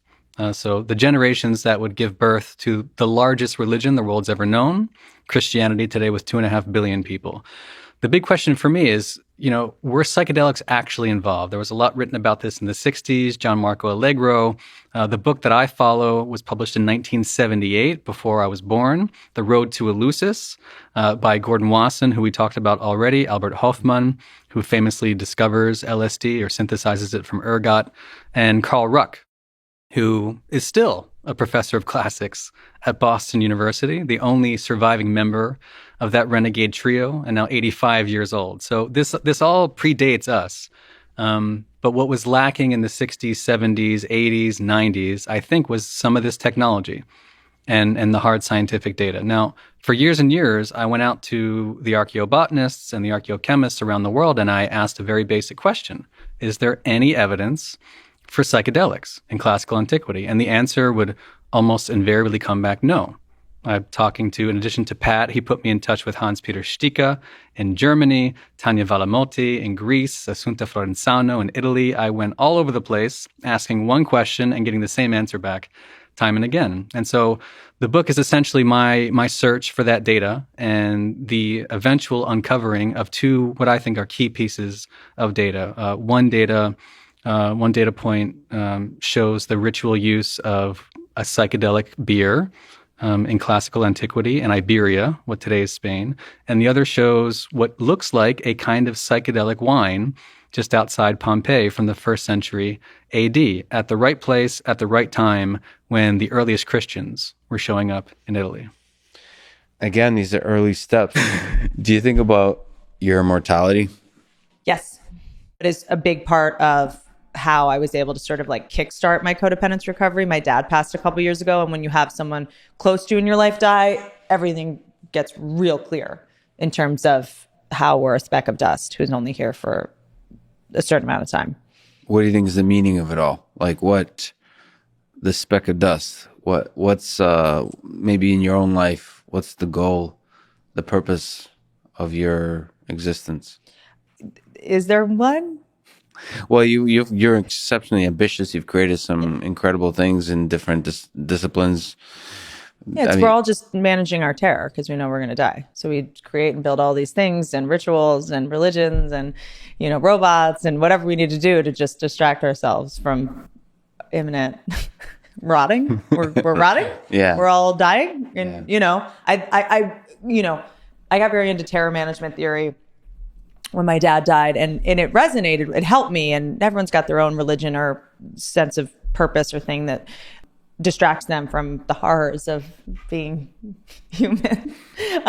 What's the terror management theory? Terror management is basically the idea that since we're the only animal that knows they're going to die, we have to basically distract ourselves with awards and achievements and games and whatever, just in order to distract ourselves from the terror we would feel if we really processed the fact that we are going to die, but also could die at any minute because we're only superficially at the top of the food chain.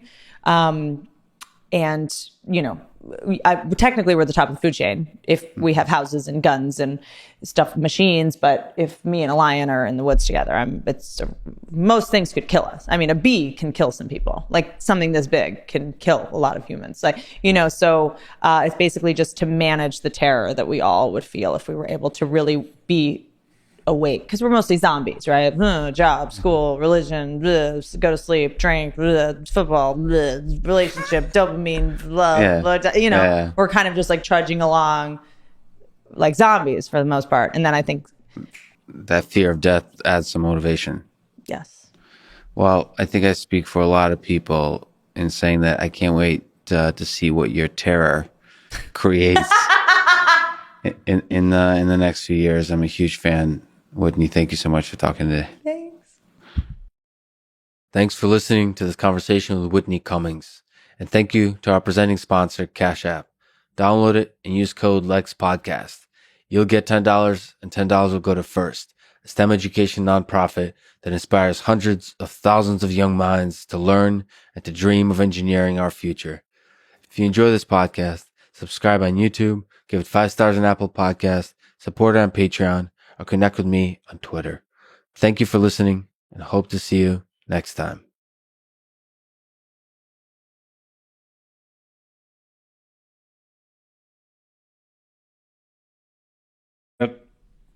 So let me ask then, if such a system is a possibility within your lifetime, and you were given the opportunity to become immortal in this kind of way, would you choose to be immortal? Yes, I totally would. I know some people say they couldn't. It'd be awful to be immortal. It'd be so boring or something. I really don't see why this might be. I mean, even if it's just ordinary life that continues on, ordinary life is not so bad. But furthermore, I kind of suspect that, if the universe is going to go on forever or indefinitely, it's going to continue to be interesting. I don't think, your view was that we just hit this one romantic point of interest now, and afterwards it's all going to be boring, super intelligent stasis. I guess my vision is more like, no, it's going to continue to be infinitely interesting. Something like as you go up the set theoretic hierarchy, you go from the finite finite cardinals to Aleph 0, and then through there to all the Aleph 1 and Aleph 2, and maybe the continuum, and you keep taking power sets. And in set theory, they've got these results that actually all this is fundamentally unpredictable. It doesn't follow any simple computational patterns. There's new levels of creativity as the set theoretic universe expands and expands. I guess that's my future. That's my vision of the future. That's my optimistic vision of the future of superintelligence. It will keep expanding and keep growing, but still being fundamentally unpredictable at many points. I mean, yes, this creates all kinds of worries, like couldn't it all be fragile and be destroyed at any point? So we're going to need a solution to that problem. But if we get to stipulate that I'm immortal, well, I hope that I'm not just immortal and stuck in the single world forever, but I'm immortal and get to take part in this process of going through infinitely rich, created futures. Rich, unpredictable, exciting. Well, I think I speak for a lot of people in saying, I hope you do become immortal, and there'll be that Netflix show, The Future, where you get to argue with Descartes, perhaps for all eternity. So, Dave, it was an honor. Thank you so much for talking today. Thanks. It was a pleasure. Thanks for listening to this conversation, and thank you to our presenting sponsor, Cash App. Download it, use code LEXPODCAST. You'll get $10, and $10 will go to FIRST, an organization that inspires and educates young minds to become science and technology innovators of tomorrow. If you enjoy this podcast, subscribe on YouTube, give it 5 stars on Apple Podcasts, follow on Spotify, support it on Patreon, or simply connect with me on Twitter at Lex Friedman. And now let me leave you with some words from David Chalmers. Materialism is a beautiful and compelling view of the world, but to account for consciousness, we have to go beyond the resources it provides. Thank you for listening, and hope to see you next time.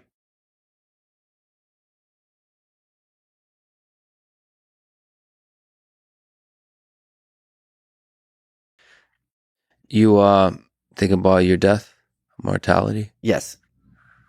Fear? What do you feel about it? I'm just worried. I want to take as many people out with me as possible. So What's the best way? Suitcase nuke. I'm thinking. Yeah. No, I do in think New York. I think that would be kind of like ironic, as my other favorite artist. I think about my legacy, and that's why my books are so important to me. So do you think of it as a kind of immortality? It is, though. Like that's who you are. Is those books? Well, it's not who I am. No, but I mean like my legacy certainly is. What do you hope your legacy is? That I encouraged people to be hopeful, and that I taught them how to be free. And my favorite, I think the best show of all time was Dallas, which often it was like an 80s soap opera, and people conflate it with Dynasty, and they think it's trashy, and it was very Shakespearean because all the characters are motivated by different values, and the writing is just masterful, and the acting is masterful. And I'm not going to spoil anything. One season ended with one of the characters on their deathbed in the hospital, and the whole cast is there, and the amount of acting talent in that room is just phenomenal. And as the character is dying, they look around and they go, like, please be kind to one another, be a family. And they're yelling at this character, don't you dare die on me, and you could see the actors, because they're losing their castmate who they've had from the beginning. And it would have been a perfect ending to the show, but obviously it's a cash cow. They got to keep milking it. And I think that like kindness and tenderness, and this is Michael Malice talking, there's a lot of people who want to make it that if you are kind or tender, you're going to have consequences, bad consequences. And I think it's important, for me at least, to create a space in my life that if someone is going to be nice or friendly or kind, that they're not going to have to feel stupid or bad about it. It's such a disincentive. Like the incentive structure is so different. Like if you want to be cynical and sneering, like round of applause. But if someone says, "Oh, this is great," like, okay, simp, it's really bad. Well, I think you do just this. You did this today. You do this in our friendship, and you do it for a very large number of people. Is teach them how to have hope. Yes, and teach them how to be free. So, Tavarish, Snowum Godum. Snowum Godum, thank you so much for talking to me. Thank you so much for being an inspiration. I love you, brother. I love you. Thanks for listening to this conversation with Michael Malice. To support this podcast, please check out our sponsors in the description. And now, let me leave you with some words from Albert Camus. Don't walk in front of me, I may not follow. Don't walk behind me, I may not lead. Walk beside me. Just be my friend.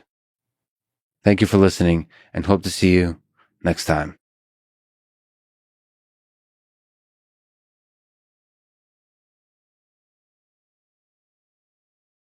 Childhood.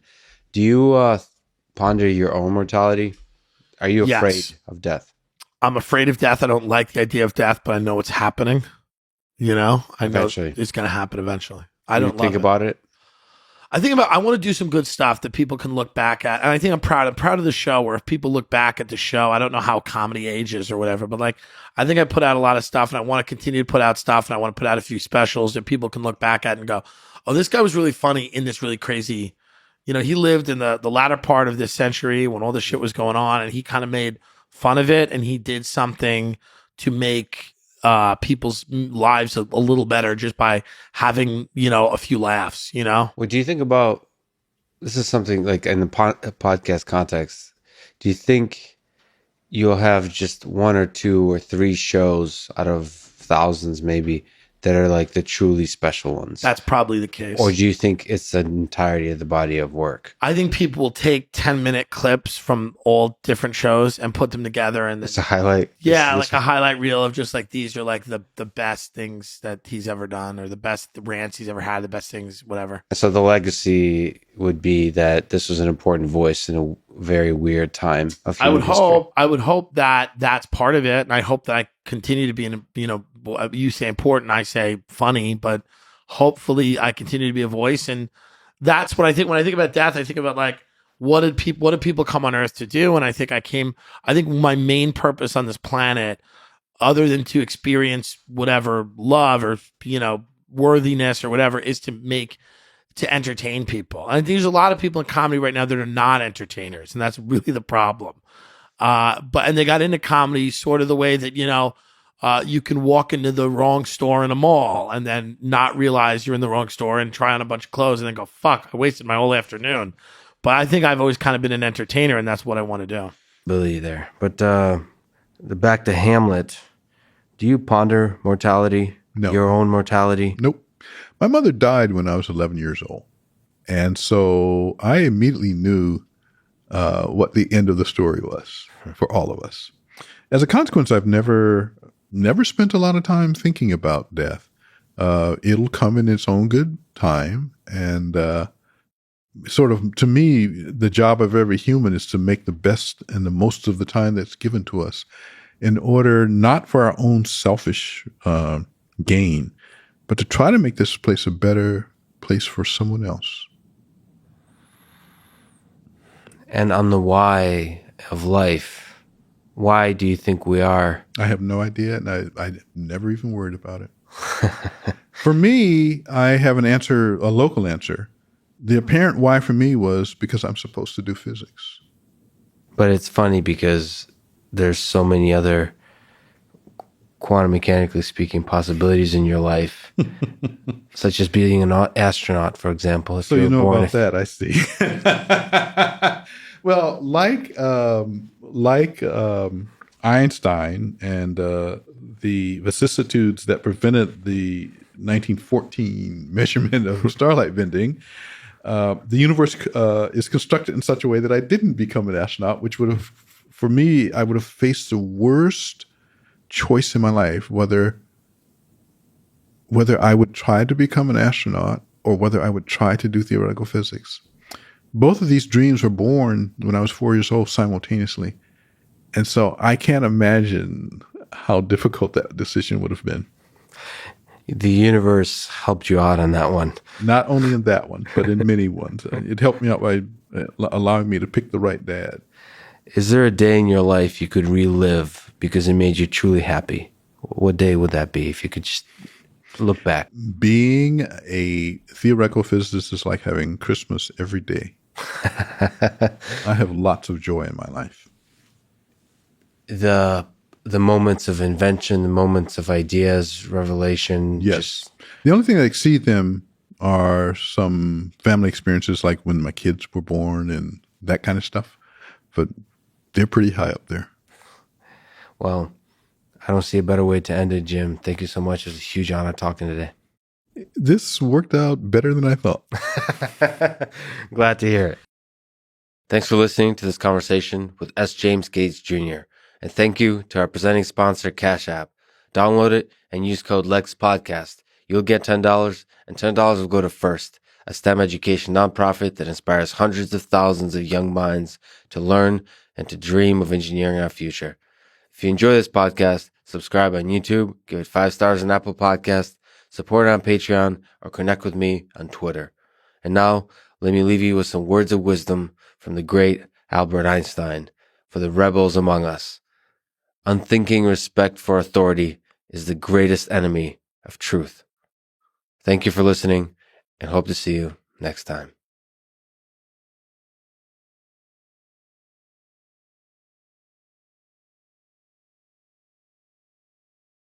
Do you think about your own mortality?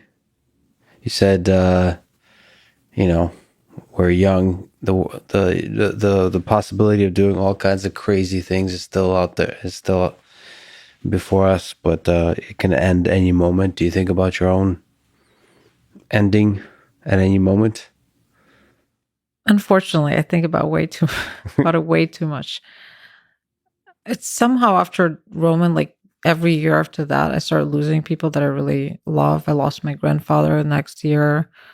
The person who would explain to me, what the universe is made of. While you're selling apples? While selling apples. And then I lost another close friend of mine.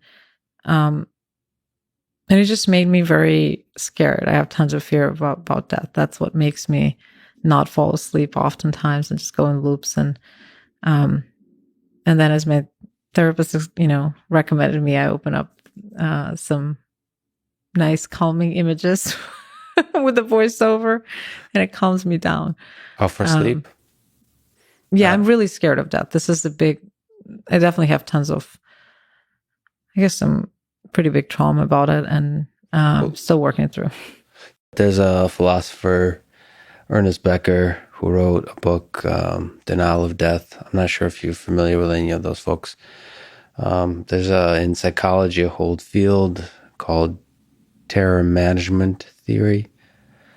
Sheldon, who's just on the podcast, he wrote the book. He was we talked for 4 hours about death. It's painful. Fear of death. But his whole idea is that Ernest Becker, I think I find this idea really compelling, is that everything human beings have created, like our whole motivation in life, is to create, like escape death. Is to try to construct an illusion of that we're somehow immortal. So like everything around us, this room, your startup, your dreams, everything you do is a kind of creation of a brain, unlike any other mammal or species, is able to be cognizant of the fact that it ends for us. I think so. There's the question of like the meaning of life that, you look at like what drives us, humans. And when I read Ernest Becker, that I highly recommend people read, is the first time it felt like this is the right thing at the core. Sheldon's work is called Warm at the Core.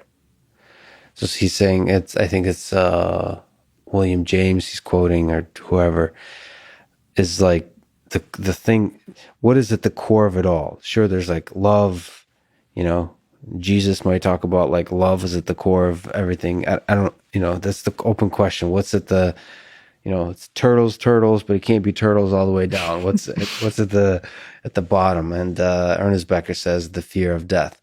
And the way, in fact, because you said therapist and calming images. His whole idea is, we want to bring that fear of death as close as possible to the surface, because it's and like meditate on that, and use the clarity of vision that provides to to live a more fulfilling life, to live a more honest life, to discover. There's something about being cognizant of the finiteness of it all that might result in the most fulfilling life. So that's the dual of what you're saying, because you kind of said it's like I unfortunately think about it too much. It's a question whether it's good to think about it, because I talk about way too much about love and probably death, and when I ask people, friends, which is why I probably don't have many friends, are you afraid of death? I think most people say they're not. They're not. What they say they're afraid. It's kind of almost like they see death as this kind of like a paper deadline or something, and they're afraid not to finish the paper before the paper. Like I'm afraid not to finish the goals I have. But it feels like they're not actually realizing that this thing ends. Like really realizing, like really thinking, as Nietzsche and all these philosophers, like thinking deeply about it. Like the very thing that, like when you think deeply about something, you can realize that you haven't actually thought about it. And when I think about death, it's like it's terrifying.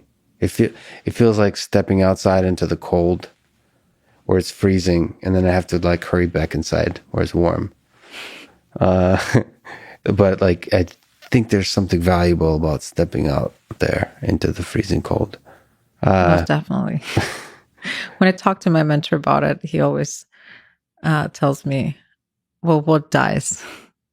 There's nothing there that can die."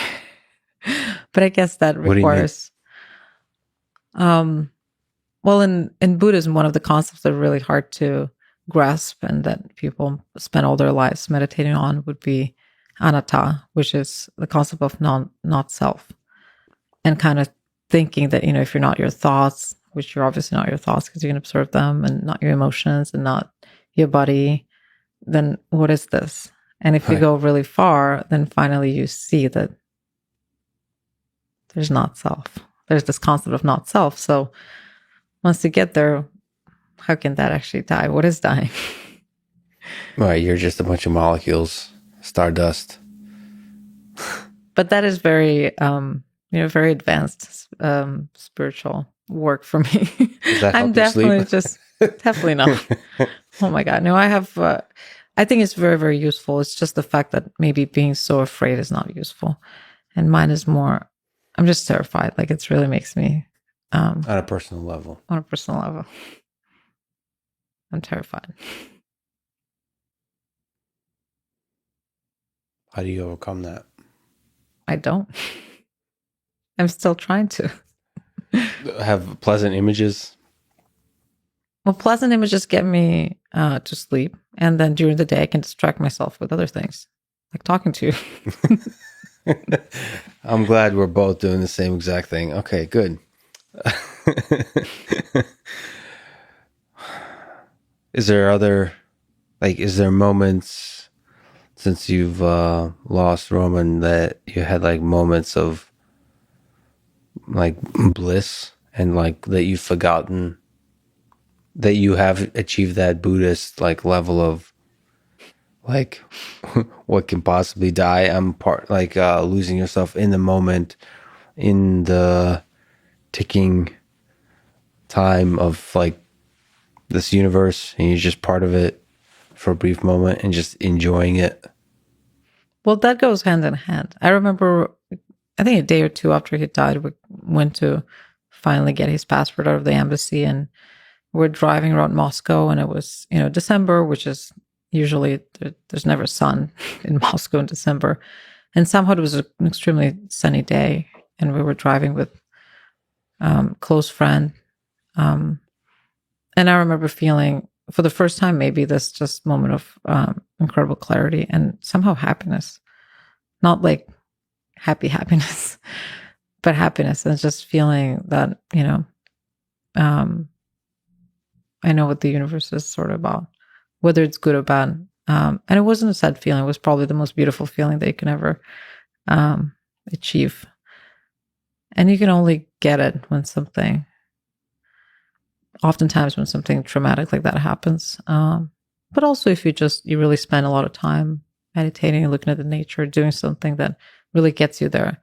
But once you're there, I think when you summit a mountain, a really hard mountain, you inevitably get there. There's just a way to get to the state. But once you're in this state, you can do really big things, I think. Yeah. Sucks that it doesn't last forever. So Bukowski talked about like love is a fog. Like it's when you wake up in the morning, it's there, but it eventually dissipates. It's really sad. Nothing lasts forever. But I definitely like doing this push-up and running thing. There's moments. I had a couple moments. Like I'm not a crier. I don't cry. But there's moments where I was like face down on the carpet, like with tears in my eyes. It's interesting. And then that complete like, there's a lot of demons. I've got demons. Had to face them. Funny how running makes you face your demons. But at the same time, the flip side of that, there's a few moments where I was in bliss. And all of it alone, which is funny. That's beautiful. I like that. But definitely pushing yourself physically, one of it, for sure. Yeah, yeah. Like you said, I mean, you were speaking as a metaphor of Mount Everest, but it also works like literally. I think physical endeavor somehow. Yeah, there's something. I mean, we're monkeys, apes, whatever. Physical. There's a physical thing to it. But there's something to this pushing yourself physically, but alone. That happens when you're doing like things like you do, or strenuous like workouts, or rowing across the Atlantic, or like marathons. That's why I love watching marathons, and it's so boring, but you can see them getting there. So the other thing, I don't know if you know, there's a guy named David Goggins. He's he basically he's been either email on the phone with me every day through this. So I haven't been exactly alone, but he's kind of he's the devil on the devil's shoulder. So he's like the worst possible human being in terms of giving you advice. Like he has through everything I've been doing, he's been doubling everything I do. So he's insane. He's this Navy SEAL person.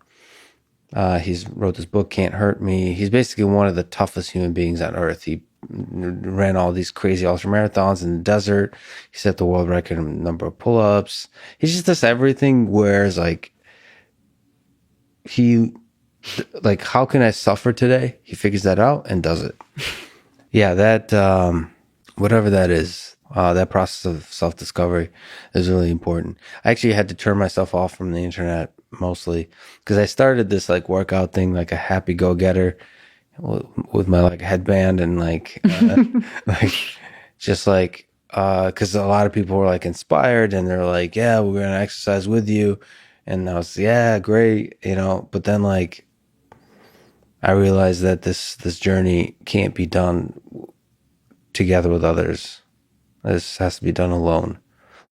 Closed loop personal suggestions by the new social network, new search engine, new e-commerce engine that has access to even more of our data, but not directly, but indirectly.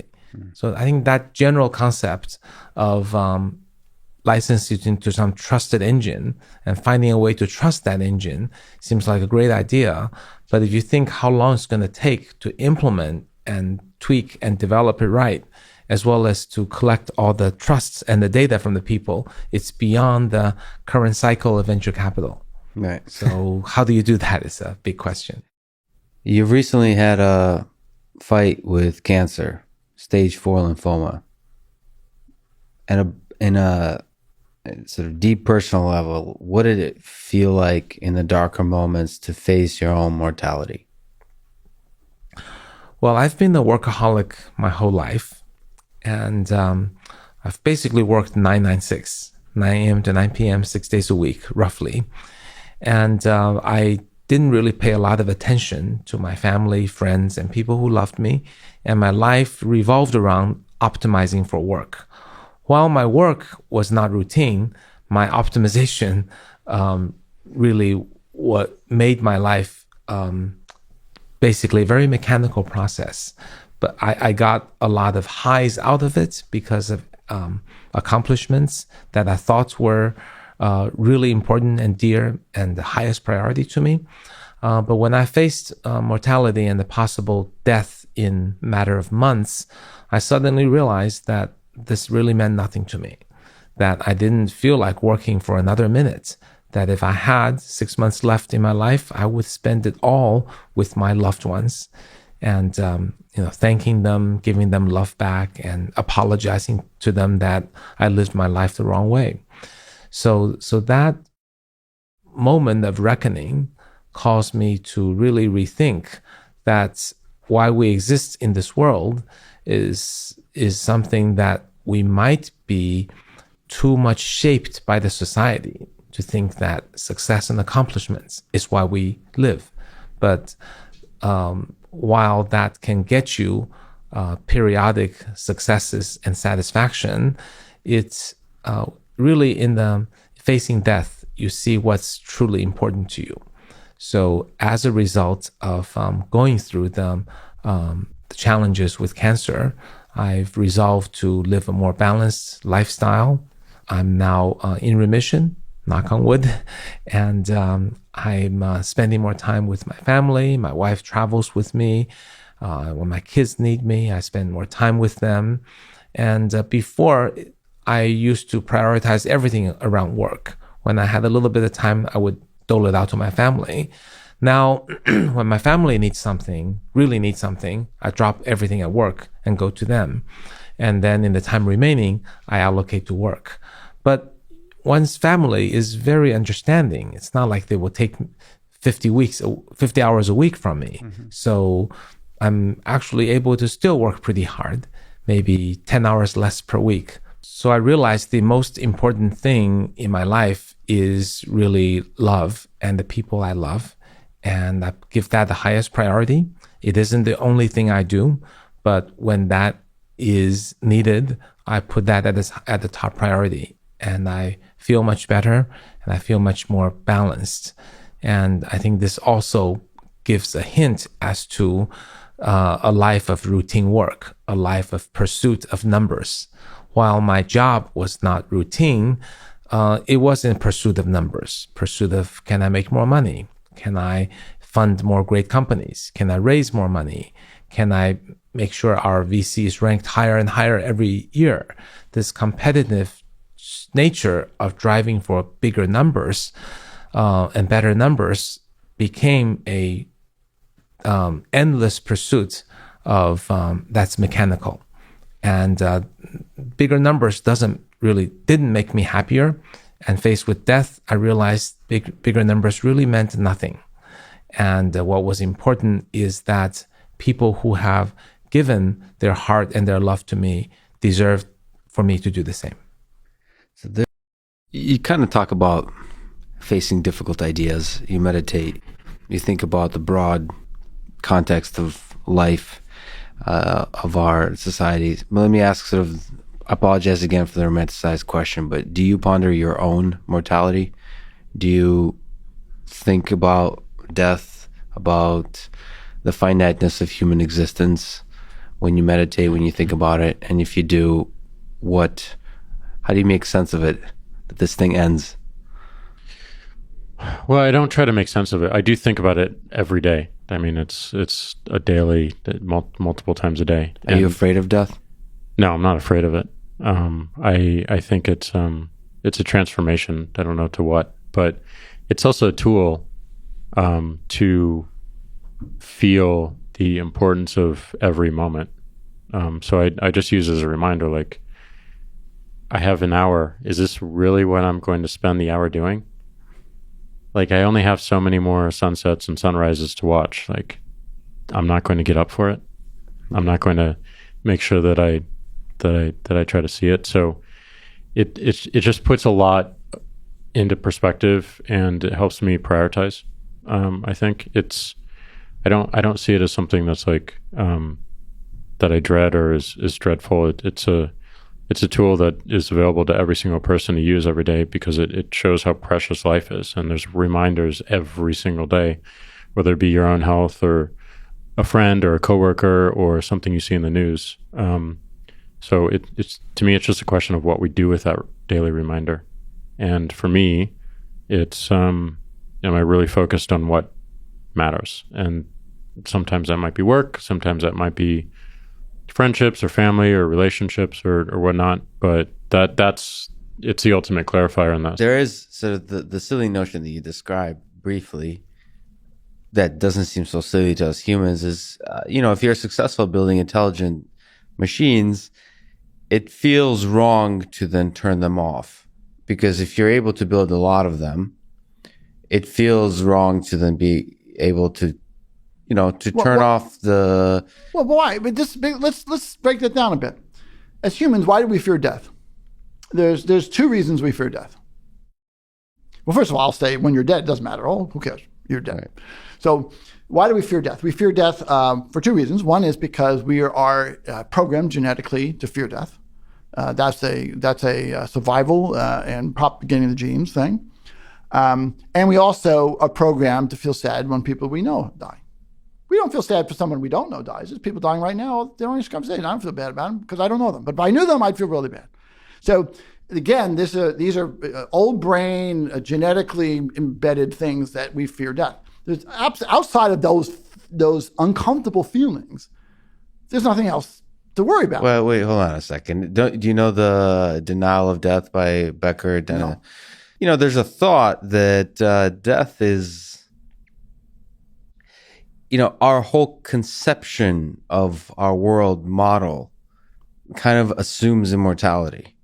And that death is this terror that underlies it all. So well, some people's world model, not mine. But okay, so what Becker would say is that you're just living in an illusion. You've constructed an illusion for yourself because it's such a terrible terror. The fact that what's the illusion? The illusion that death doesn't matter. You're still not coming to grips with the illusion of what? That death is going to happen. So it's not going to happen? You're actually operating. You haven't, even though you said you've accepted it, you haven't really accepted unless you're going to die, is what he was saying. So it sounds like it sounds like you disagree with that notion. I mean, yeah, totally. So death is not that such an important. Every night I go to bed, it's like dying. The little deaths. It's little deaths. And if I didn't wake up, it wouldn't matter to me. Only if I knew that was going to happen would it be bothersome. If I didn't know it was going to happen, how would I know? Then I would worry about my wife. Yeah. So imagine I was a loner and I lived in Alaska. And I lived out there and there was no animals. Nobody knew I existed. I was just eating these roots all the time. And nobody knew I was there. And one day I didn't wake up. What pain in the world would there exist? Well, so most people that think about this problem would say that you're just deeply enlightened or are completely delusional. One of the two. But I would say that's a very enlightened way to see the world. That's the rational one. Well, I think it's the rational. That's right. But the fact is, we don't. We really don't have an understanding of why the heck it is we're born and why we die and what happens after we die. Well, maybe there isn't a reason. Maybe there is. So I'm interested in those big problems too, right? Yeah. You interviewed Max Tegmark, and there's people like that, right? I'm interested in those big problems as well. And in fact, when I was young, I made a list of the biggest problems I could think of. First, why does anything exist? Right. Second, why did we have the laws of physics that we have? Third, is life inevitable? And why is it here? Fourth, is intelligence inevitable? And why is it here? I stopped there because I figured if you can make a truly intelligent system, that will be the quickest way to answer the first three questions. I'm serious. Yeah. And so I said, my mission, you asked me earlier, my first mission is to understand the brain, but I felt that is the shortest way to get to true machine intelligence. And I want to get to true machine intelligence because even if it doesn't occur in my lifetime, other people will benefit from it, because I think it'll occur in my lifetime, but 20 years, you never know. And, but that will be the quickest way for us to, we can make super mathematicians, we can make super space explorers, we can make super physicists brains that do these things, and that can run experiments that we can't run. We don't have the abilities to manipulate things and so on, but we can build intelligent machines that do all those things, and with the ultimate goal of finding out the answers to the other questions. It's a silly question to ask, perhaps, but and a bit of a Russian one. It's silly because you're young, but I don't think it's actually silly because you're young. Do you ponder your mortality? And are you just afraid of death in general? So, tying us back to our previous conversations about abstraction versus experience, which is determining our notions of our life and our world. Death is interesting in that it is obviously hyper important to a person's life, and it is something that for the most part no human will really experience and be able to reflect upon. So our notions of death are sort of proof that if we want to make the most of our lives, we have to think abstractly and relying not at all at times on experiential thought and understandings, because we can't really experience death and reflect upon it hence and use it to motivate us. It has to remain some sort of abstraction. And I think if we have trouble comprehending true abstraction, we tend to view our lives as, we tend to view ourselves as nearly immortal. And I think that's very dangerous. So one concrete implication for my belief in abstraction would be that we all need to be aware of our own deaths, and we need to understand concretely the boundaries of our lifetimes, and no amount of experience can really motivate that. It has to be driven by thought and abstraction and theory. That's one of the deepest elements of what it means to be human, is our ability to form abstractions about our mortality versus animals. I think there's just something really fundamental about our interaction with the abstractions of death. And, there's a lot of philosophers that say that that's actually core to everything we create in this world, which is like us struggling with this impossible to understand idea of mortality. I'm drawn to this idea because both the mystery of it, but also just from the human experience perspective, it seems that you get a lot of meaning from stuff ending. It's kind of sad, the flip side of that, to think that stuff won't be as meaningful if it doesn't end, if it's not finite. But it seems like resources gain value from being finite. And that's true for time. That's true for the deliciousness of ice cream. That's true for love, for everything, for music, and so on. And it seems deeply human to try to, as you said, concretize the abstractions of mortality, even though we can never truly experience it, because that's the whole point of it. Once it ends, you can't experience it. Yeah. So one of the peculiar things about us human beings is our mortality. Ernest Becker explored it in general. Do you ponder the value of mortality? Do you think about your own mortality? I used to when I was about 12 years old. I wondered, I didn't care much about my own mortality, but I was worried about the fact that if my consciousness disappeared, would the entire universe disappear? That was frightening. Did you ever find an answer to that question? No, nobody's ever found an answer, but I stopped being bothered by it. It's kind of like Woody Allen in one of his films, you may recall. He goes to a shrink when he's a child, and the shrink asks him, "What's your problem?" He says, "I just learned that the universe is expanding. I can't handle that." So speaking of the essence of time and neurobiology, you're one human, famous, impactful human, but just one human with a brain, living the human condition. But you're ultimately mortal, just like all of us. Has studying the mind as a mechanism changed the way you think about your own mortality?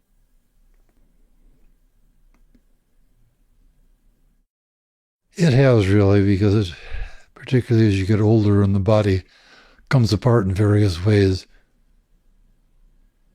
I became much more aware of the fact that what is somebody is contained in the brain and not in the body that you worry about burying. And it is to a certain extent true that for people who write things down, equations, dreams, notepads, diaries, fractions of their thought does continue to live after they're dead and gone, after their body is dead and gone. Yeah. And there's a sea change in that going on in my lifetime between when my father died, when, except for the things which were actually written by him, as it were, very few facts about him will have ever been recorded. And the number of facts which are recorded about each and every one of us forever now, as far as I can see, in the digital world. And so the whole question of what is death may be different for people a generation ago and a generation further ahead. Maybe we have become immortal under some definitions. Yeah. So speaking of the finiteness of our existence in this world, so on the front of psychedelics and teaching you lessons as a researcher, as a human being, what have you learned about death, about mortality, about the finiteness of our existence? Are you yourself afraid of death? And how has your view, do you ponder it? And has your view of your mortality changed with the research you've done? Yeah. So I do ponder it. And are you afraid of death? Probably on a daily basis I ponder it. I'd have to pick it apart more and say, yeah, I am afraid of dying, like the process of dying. I'm not afraid of being dead. I mean, I'm not afraid of, I think it was Penn Jillette that said, and he may have gotten it from someone else, but like, I'm not afraid of the year, 1862 before I existed. I'm not afraid of the year 2262 after I'm gone. Like, it's going to be fine. But yeah, dying, like, I'd be lying if I said I wasn't afraid of, dying. And so there's both like the process of dying, like, yeah, it's usually not good. It'd be nice if it was after many, many years and just sort of, I'd rather not fall, die in my sleep. I'd rather kind of be conscious, but sort of just fade out with old age maybe. Mm-hmm. But like, just being in an accident and like, horrible diseases, I've seen enough loved ones. It's like, yeah, this is not good. This is enough to be, I'd like to say that I'm peaceful and sort of balanced enough that I'm not concerned at all, but no, like, yeah, I'm afraid of dying.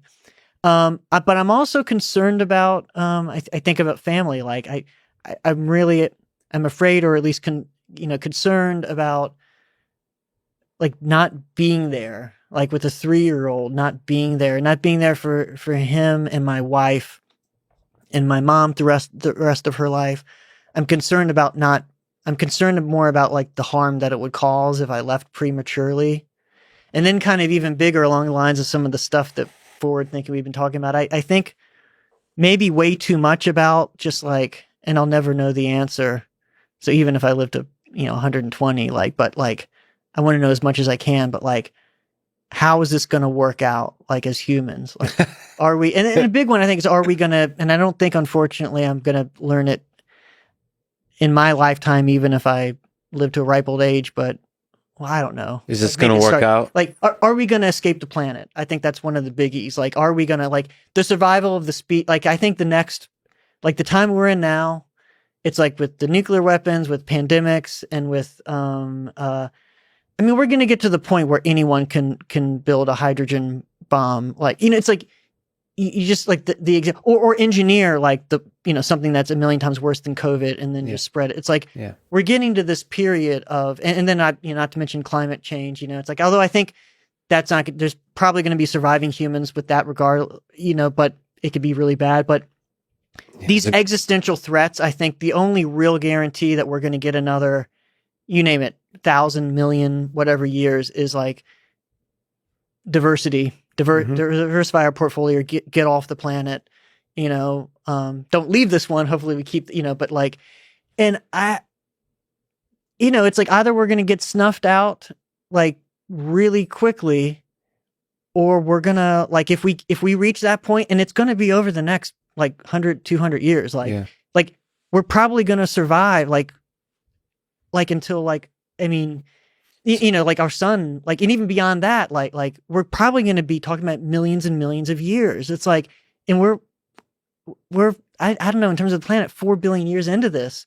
And depending on how you count our species, we're millions of years into this. And it's like, this is like the point of the relay race where we can really screw up.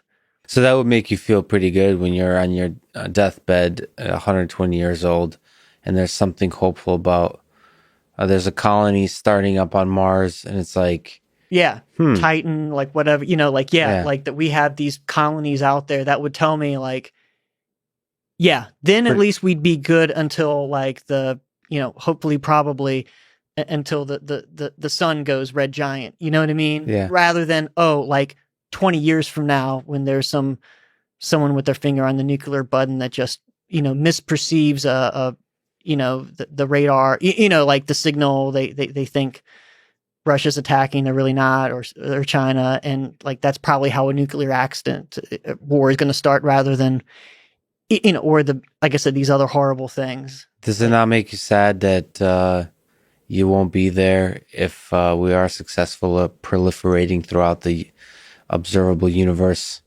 that you won't be there to experience any of it? It's just the ego death, right? It's the death because you're still going to die and it's still going to be over. Right. That's, Ernest Becker and those folks really emphasize the terror of death that, if we're honest, we'll discover if we search within ourselves, which is like, this thing is going to be over. Most of our existence is based on the illusion that it's going to go forever. And when you sort of realize it's actually going to be over, like today, like I might murder you at the end of this conversation.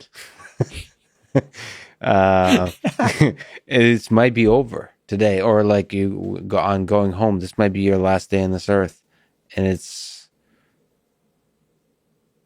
I mean, like pondering that, and I suppose one thing to be me.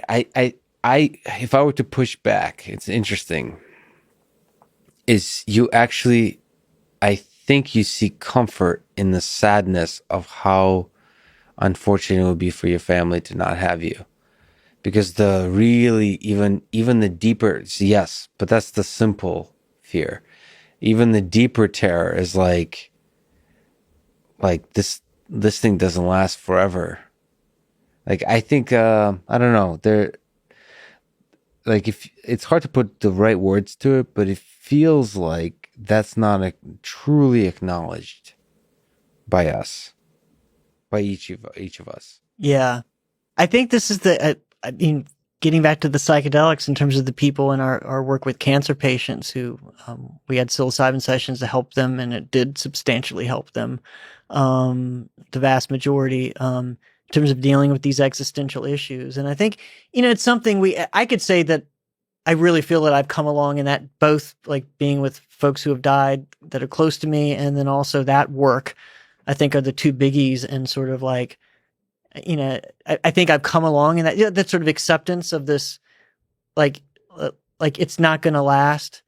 And even, whether we're at the personal level or even at the species levels, like at some point, all the stars are going to fade out, and it's going to be the realm of black, which is going to be the vast majority if unless there's a big crunch, which apparently doesn't seem likely. Like most of the universe, there's this blink of an eye that's happening right now that life is even possible, like the era of stars. So it's like, we're going to fade out at some point, like, you know, and, you know, then we get at this level of consciousness and like, okay, maybe there is life after death. Maybe time's an illusion. Maybe we're going to like that part I'm ready for. Like, I'm like, you know, like that would be really great. And I'm not afraid of that at all. It's like, even if it's just strange, like if I could push a button to enter that door, I mean, I'm not going to, you know, die, you know, I'm going to kill myself, but it's like, if I could take a peek at what that reality is, or choose at the end of my life, if I could choose of entering into a universe where there is an afterlife of something completely unknown versus one where there's none, I think I'd say, well, let's see what's behind that. That's a true scientist way of thinking. If there's a door, you're excited about opening it and going in. No matter, right. No matter but I am attracted to this idea, like, you know, and I recognize it's easier said than done to say I'm okay with not existing. Yeah. It's like the real test is like, okay, check me on my deathbed. You know, it's like, oh, yes, I'll be all right. It's a beautiful thing, and the humility of surrendering. And I really hope, and I think I'd probably be more likely to be in that realm right now than I would, like, if, you know, or check me when I get a terminal cancer diagnosis. And I really hope I'm more in that realm. But I know enough about human nature to know that, like, I can't really speak to that because I haven't been in that situation. And I think there can be a beauty to that, and the transcendence of like, yeah, and you know, it was beautiful, not just despite all that, but because of that, because ultimately there's going to be nothing, and because we came from nothing and we dealt with all this shit, the fact that there was still beauty and truth and connection, like that, you know, like it's a beautiful thing. But I hope I'm in that. It's easy to say that now, like, yeah. Which reminds me about the ridiculous question that every once in a while I ask about meaning and death. So this whole ride ends. You're at the beginning of the ride, but it could end any day. Actually, that's kind of the way human life works. Mm-hmm. You could die today. You could die tomorrow. Do you think about your mortality? Do you think about death? Do you meditate on it? And in that context, as the creative, but a pragmatist too, as running a startup, what do you think is the meaning of this whole thing? Yeah, so on mortality, right? About 4 years ago now, I was excited to go to Yale. I was playing 6 hours of squash a day, which squash is a sport I love so much, and I was really getting a lot better, and I was even thinking I could maybe walk onto the Yale team. And I woke up one day, I felt really, really sick. I went and I decided not to go to squash that day. And I know, I wanted to, I almost did. Yeah. And you'll see how this story turns out. So you'll decide if I made the right choice. I decided not to go squash today, and I decided to get my driver's license, or I had to get my driver's license because I wanted to get driver's license before I, you know, it's just how young I am, before I went off to college, because otherwise I might never get it. And I'm going back, and I successfully got my driver's license for Hashem. And I go back to my house, and I decided I don't want to drive back because I just feel so sick. Like, things are spinning. I have the worst headache.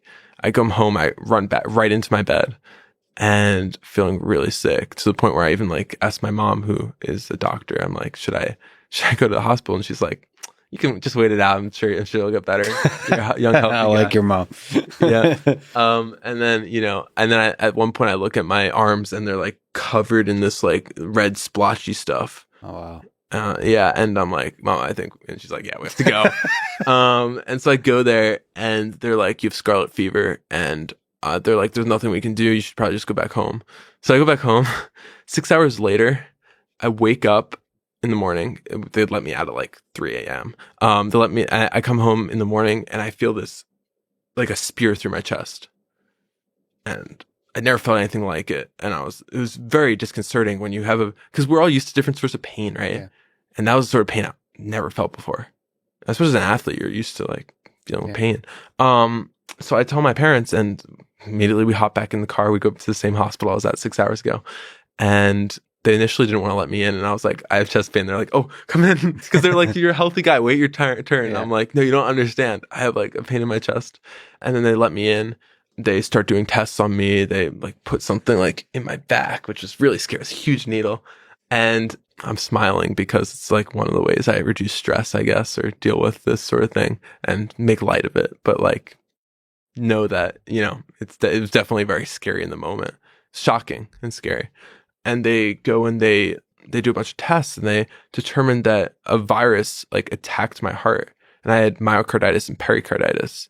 And they said I had maybe 25 to 35% chance at one point of dying. And so I'm sitting in my, they admit me into the hospital. I'm in my bed for about 3 weeks.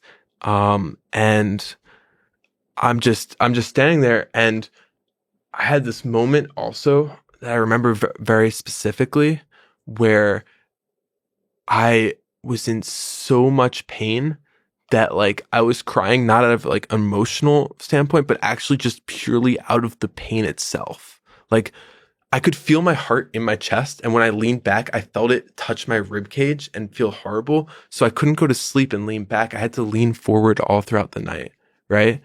And I'm feeling my chest. I'm feeling this terrible pain in my chest, and I'm crying unstoppably. And I mean, also maybe I should mention that at the time, I was someone who like refused to take in anything into my body that wasn't natural. Yeah. And so a lot of the time I tried to be unmedicated. Eventually I didn't allow them to add a little medication into my body, but there's just so much uncertainty and pain. And the first time I had to come to terms with mortality. First of all, I think you still should have gone play squash. I mean, come on. I mean, yeah. I thought you were serious off, about baby. This. You still carry that with you? Sort of. There is power to realizing the ride can end, right? Very suddenly. Very suddenly, yeah, and painfully, and you know it has pragmatic application to like what you trajectories you take through life, right? Something else that is worth noting is that I, for the next year, couldn't walk to my classes. So I get to Yale, they put me in a medical single alone, and I have to get shuttled to all my classes. I had to ask a few professors to even move classes so I could actually get there. I can't move my book. I can't lift my book bags. I can't walk upstairs. I spent like 12 hours a day in my dorm room, just like staring at the walls, and more than that, all this like, I got to watch my body like deteriorate and like the muscle like fall off of it, because I was taking these pills and they're kind of catabolic. And for an 18-year-old, I mean, I think every 18-year-old has feelings about their body, man or woman. And, you know, just seeing this, it's like you're watching sort of death transpire. And you're also very fatigued because your heart's not at peak condition. And you're thinking about the future. And a lot of the things you enjoy have kind of been stripped away from you. And I took up a meditation practice, like started with like 5 minutes a day. At my peak, I was at like 40 minutes a day, kept it up consistently for about 2 years. And I started thinking about like, what do I want to do? And like, what do I care about? And to get to your point, I think you were asking like, how does this carry forward, right? I think I realized that, you know, there's an end, and I realized that there are things I believe and things that I believe that might not be so overtly popular, but that I truly think make the world a better place. And in spite of, and then basically, if my conditions provided, I wanted to do something that would make me feel sort of whole in that way. Yeah, I mean, that's an amazing journey to take that time and to come out on the other end. No, I mean, that's amazing. I did not realize like that there was a long-term struggle. I think that's, in the end, if you do succeed, will have a profound positive impact, because struggle is ultimately like humbling, but also empowering. So I'm glad to see that. But from the perspective of the creative, the other ridiculous question about meaning, do you think about this kind of stuff? Is that the meaning of life for you, the meaning of life for us, descendants of apes in general? The first thing I'd like to say is that I think part of like when we talk about the meaning of life, the part of it is the fact that we get to struggle with this question and we get to do it together for a long time. And sometimes I think it's accepting that there's no meaning at all. And sometimes I think it's accepting that, or even just parsing the phrase and thinking about the meaning of life. I'm very young. Again, I hope that anything I say now is going to be very different in the future, because I think life has so many meanings that it'll be crazy to see what I think in 20 years about the meaning of life. And yeah, Ryan from the future, cut him some slack. Please do. Perspective. Having said that, I think part of what brings meaning to my life is things like this, where we think about these things with people who are really, really, really on the ball, and we get to connect with these people. That certainly brings meaning to my life, human connection. Yeah, this conversation is just another like echo of the thing you're trying to create in the digital space, right? Yes. I mean, that's the same kind of magic. From what I understand about what you're trying to create, is the same reason I fell in love with the long form podcasting. Like as a fan, that's why I listen to long form podcasts.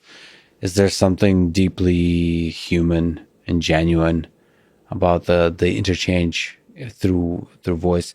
But I do think that connection through text can be even more powerful. Like I think about letters. I still write letters to Russia. There's something powerful in letters. When you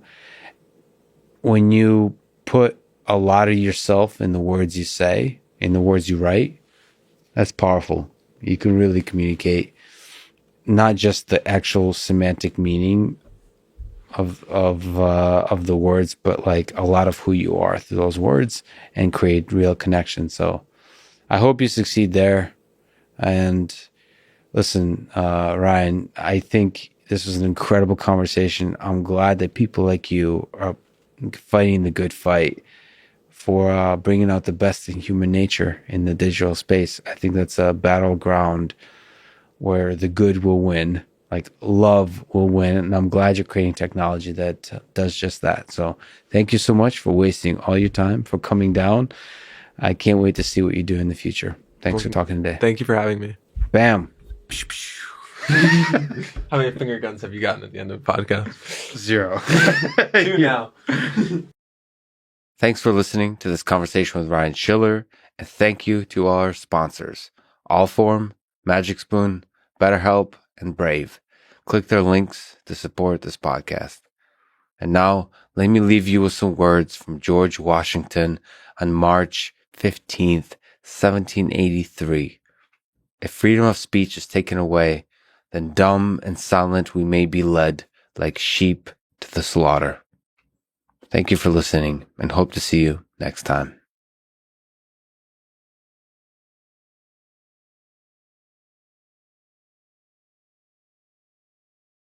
Do you ponder your own mortality? Do you think about it? Do you fear it? Do you draw insight from it? About mortality? Oh, yeah. Are you afraid of death? Not too much. Not too much. It is pity that I will not be able to do something which I think I have a feeling to do that.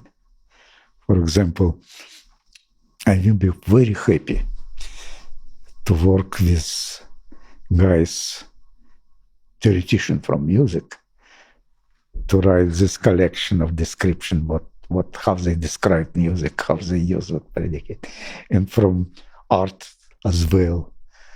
Then take what is in common and try to understand predicate, which is absolute for everything. And then use that for visual recognition and see if there is a connection. Yeah, exactly. Oh, there's still time. We got time. Yeah, we got time. It's take years and years and you years. Think so? Yeah, it's a long way. Well, see, you've got the patient mathematician's mind. I think it could be done very quickly and very beautifully. I think it's a really elegant idea. Yeah, but also some of many. Yeah, the most time it is not to make this collection, to understand what is the common, to think about that once again and again and again. Again and again and again. But I think sometimes, especially just when you say this idea now, even just putting together the collection and looking at the different sets of data, language, trying to interpret music, criticize music, and images, I think there will be sparks of ideas that will come. Of course, again and again, you'll come up with better ideas. But even just that notion is a beautiful notion. I even have some example. So I have a friend who was specialist in Russian poetry. She is professor of Russian poetry. He did not write poems, but she know a lot of stuff. She make a book, several books, and one of them is a collection of Russian poetry. She have images of Russian poetry. She collect all images of Russian poetry. And I asked her to do following. You have NIPS digit recognition. And we get 100 digits, or maybe less than 100. I don't remember, maybe 50 digits. And try from poetical point of view, describe every image which she see, using only words of images of Russian poetry. And she did it. And then we tried to,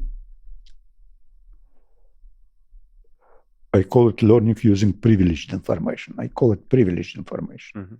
You have on two languages.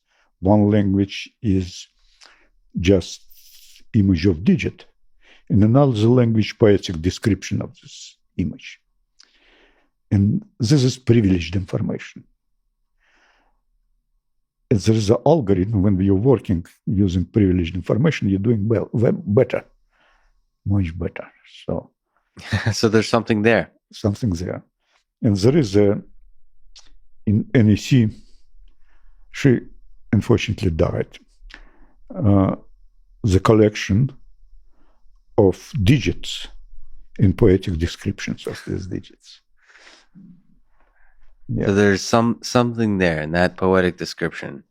But I think that there is an abstract ideas on the plateau level of ideas. Yeah, that they're there, that could be discovered. And music seems to be a good entry point. But as soon as we start with this challenge problem. The challenge problem. It immediately connected to all this stuff. Especially with your talk and this podcast, and I'll do whatever I can to advertise it. It's such a clean, beautiful, Einstein-like formulation of the challenge before us. Right. Let me ask another absurd question. We talked about mortality. We talked about philosophy of life. What do you think is the meaning of life? What's the predicate for our mysterious existence here on Earth?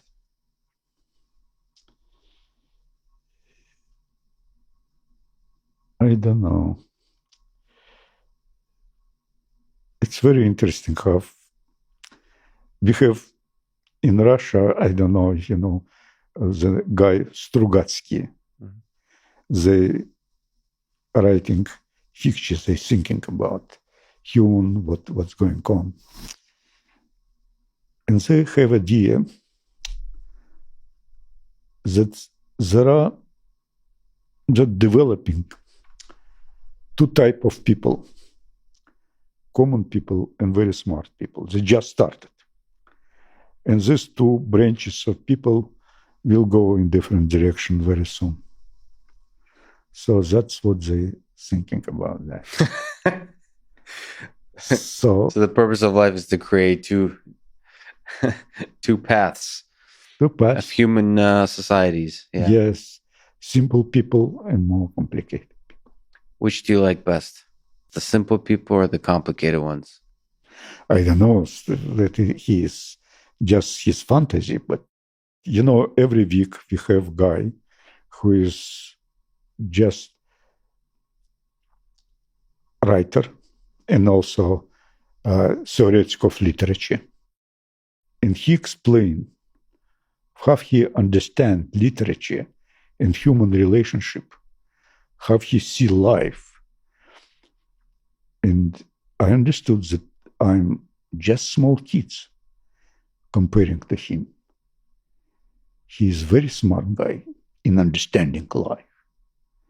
He knows this predicate. He knows big blocks of life. I am amused every time when I listen to him.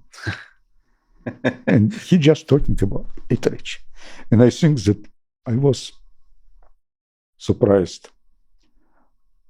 So the managers in big companies, most of them are guys who study English language and English literature. So why? Because they understand life. They understand models. And among them, maybe many talented critics which just analyzing this. And this is big science like Prop did. This is blogs. They're very smart. It amazes me that you are and continue to be humbled by the brilliance of others. I'm very modest about myself. I see so smart guys around. Well, let me be immodest for you. You're one of the greatest mathematicians, statisticians of our time. It's truly an honor. Thank you for talking again. Okay. And let's talk. It is not. Yeah. Yes, let's talk. I know my limits. Let's talk again when your challenge is taken on and solved by a grad student, especially. Let's talk again. When I they hope use that it's happened. Maybe music will be involved. Vladimir, thank you so much. It's been an honor. Thank you very much.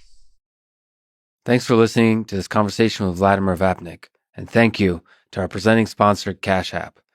Download it, use code LEXPODCAST. You'll get $10, and $10 will go to First, an organization that inspires and educates young minds to become science and technology innovators of tomorrow.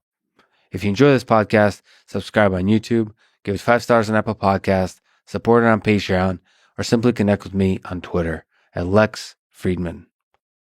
And now, let me leave you with some words from Vladimir Vapnik. When solving a problem of interest, do not solve a more general problem as an intermediate step. Thank you for listening. I hope to see you next time.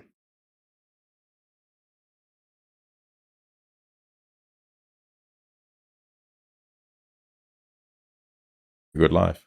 So we talked about big things that are beyond ourselves, but we're also just human and mortal. Do you ponder your own mortality? Is there insights about your philosophy, the ethics that you gain from pondering your own mortality? Clearly, as you get into your 70s, you can't help thinking about your own mortality. But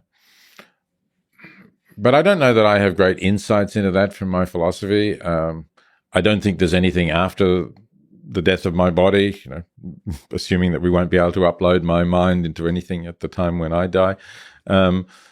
So I don't think there's any afterlife or anything to look forward to in that sense. Do you fear death? So if you look at Ernest Becker and describing the motivating aspects of our ability to be cognizant of our mortality. Do you have any of those elements in your drive and your motivation in life? I suppose the fact that you have only a limited time to achieve the things that you want to achieve gives you some sort of motivation to get going and achieving them. And if we thought we were immortal, we might say, I can put that off for another decade or two. So there's that about it. But otherwise, no, I'd rather have more time to do more. I'd also like to be able to see how things go that I'm interested in.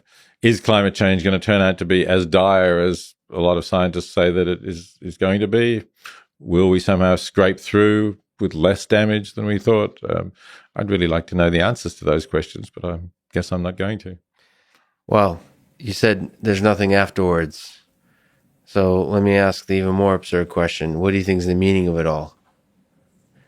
I think the meaning of life is the meaning we give to it. I don't think that we were brought into the universe for any kind of larger purpose. But given that we exist, I think we can recognize that some things are objectively bad. Extreme suffering is an example, and other things are objectively good, like having a rich, fulfilling, enjoyable, pleasurable life. And we can try to do our part in reducing the bad things and increasing the good things. So one way, the meaning is to do a little bit more of the good things, objectively good things, and a little bit less of the bad things. Yes, or do as much of the good things as you can and as little of the bad things. Peter, beautifully put. I don't think there's a better place to end it. Thank you so much for talking today. Thanks very much, Lex. It's been really interesting talking to you. Thanks for listening to this conversation with Peter Singer, and thank you to our sponsors, Cash App and Masterclass. Please consider supporting the podcast by downloading Cash App and use the code LEXPODCAST and signing up at masterclass.com/Lex. Click the links, buy all the stuff.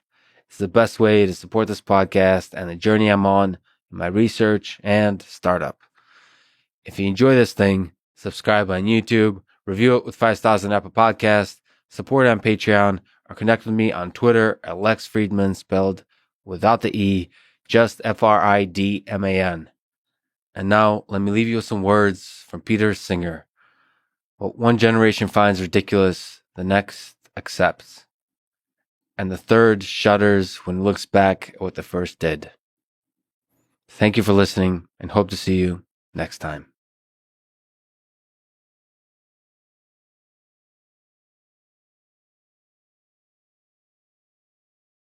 Better. For a lot of people, mortality is one of the very unfortunate versions of suffering, which is that the ride ends in this realm, whatever it is. What do you think of mortality? Is it something you think about? Is it something you fear? What do you think happens after we die? I don't fear it. First of all, I would say when I was in high school, I think my father actually encouraged me to read this book. I read Ernest Becker's Denial of Death, which I found and still find to be one of the most profound works I've ever come across. And he convinced me that a lot of what our society is about are ways that we avoid encountering our own mortality. Our physicality. Among the points he makes, and I'm not quoting him at all directly, is like, why does everything about our physical body make us so uncomfortable? Everything that comes out of you, other than tears, is either mildly or very disgusting. Why? Why does that have to be? Why are sex and eating and all the things that are physical surrounded with so much symbolism? I mean, what are table manners, really? They're like, we're not eating like animals because we're not eating like animals. Yeah. And sex obviously has more symbolism around it than anything. And his answer is anything that reminds you that you're a physical body, because that's what dies. Your body dies. It decays. It dies. It gets eaten by worms. That you don't want to think about, so you deny it. I think that part of religion is a confrontation with your own mortality, but also a certain transcendence of it, because the idea is something about you is eternal. What exactly, I don't know. And you asked, what do I think happens after we die? So I don't know any better than anyone else does, but I'll say two things about it. One is that every image of what it's like is foolish. Like Mark Twain has, I think in Letters from Earth, he says, we're going to lie on green fields and listen to harp music, which you wouldn't want to do for 5 minutes while you're alive, but you think you'll be happy for the rest of eternity doing it after you die. So I don't know. This world was a surprise. So why shouldn't the next world be a surprise? I have no idea. But I really like this parable that's told by a guy in a book on death and mourning, by a rabbi in a book on death and mourning, about twins in a womb. He says, and one of them believes that there's a life outside and the other one doesn't. He says, the one who doesn't says, look, this is the only world we've ever seen, the only world we've ever known. Why do you think there's something out there? He says, now imagine the one who believes is born. Back in the womb, his brother is mourning a death, but outside, everybody's celebrating a birth. He said, and that's what it's like when you die. And I love that image. The grass is always greener. It's the new step. But the eternity thing is an interesting one. It's yet another concept that I feel humans are fully inequipped to comprehend. Is eternity fundamental somehow to all of these discussions? I think it is. Well, partly because God is supposed to be eternal, and therefore it moves the mind in that direction, even though it is completely unfathomable. Because sometimes I would say eternity, you said on a green field, sometimes a moment, like a truly joyful moment, feels like an eternity. The intensity of it. Maybe eternity is more about stopping time versus extending time indefinitely. And it's something that we just totally can't comprehend, us silly humans. All I would say is the older you get, the more you're struck by the fact that time does not freeze. People will sometimes say to me, you haven't aged a day. And then I'll look at an old picture of myself. And I'll say, that was very kind of you, but that's not true. It's not true. I love the idea of, seeing eternity in a grain of sand was how Blake put it. I love that notion. But when you talk about life after death, I think that in some ways, my fundamental faith is in human beings, that this doesn't all disappear, that there's something about people that transcends this world. Do you ponder mortality? Yes. Human mortality, and maybe even your own mortality? Oh, all the time. I just turned 70. So yeah, I think about it a lot. I mean, it's, how can you not think about it? But what do you make of this short life of ours? I mean, let me ask a sort of another way. You've lost Carl. And speaking of mortality, if you could choose immortality, it's possible that science allows us to live much, much longer. Is that something you would choose for yourself, for Carl, for you? Well, for Carl, definitely. I would have, in a nanosecond, I would take that deal. But not for me. I mean, if Carl were alive, yes, I would want to live forever because I know it would be fun. But no. Would it be fun forever?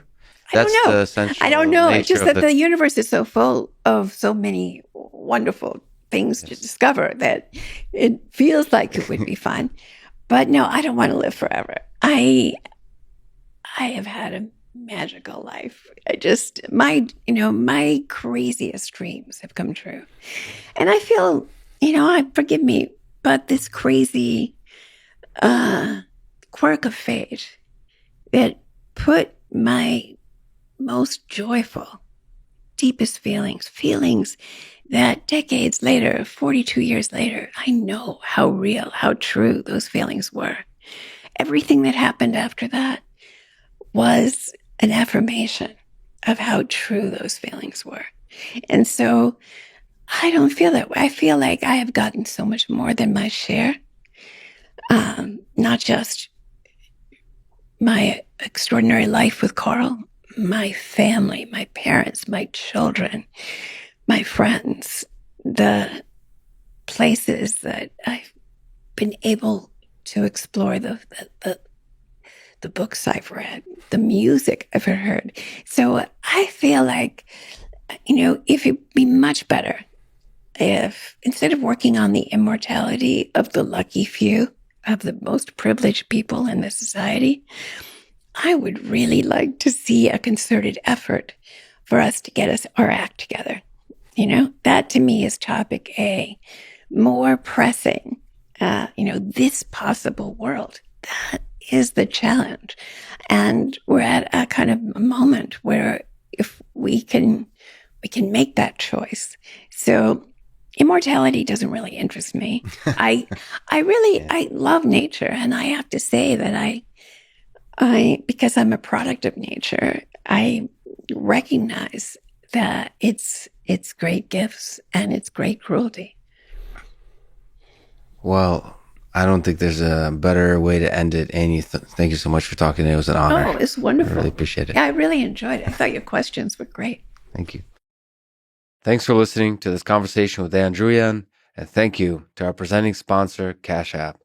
Download it, use code LEXPODCAST, you'll get $10, and $10 will go to FIRST, an organization that inspires and educates young minds to become science and technology innovators of tomorrow.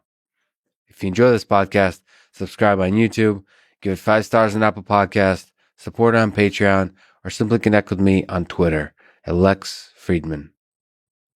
And now, let me leave you with some words of wisdom from Carl Sagan. What an astonishing thing a book is. It's a flat object made from a tree with flexible parts on which are imprinted lots of funny dark squiggles. But one glance at it, and you're inside the mind of another person, maybe somebody dead for thousands of years. Across the millennia, an author is speaking clearly and silently inside your head, directly to you. Writing is perhaps the greatest of human inventions, binding together people who never knew each other, citizens of distant epochs. Books break the shackles of time. A book is proof that humans are capable of working magic. Thank you for listening, and hope to see you next time.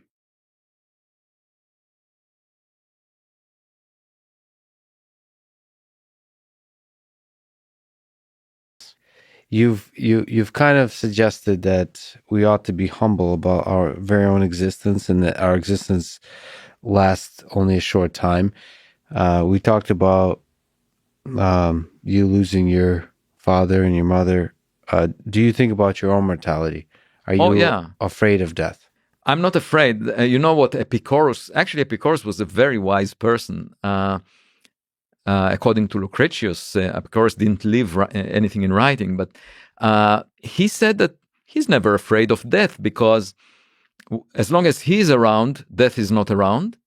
And when death will be around, he will not be around. So he will never meet death. So why should you be worried about something you will never meet?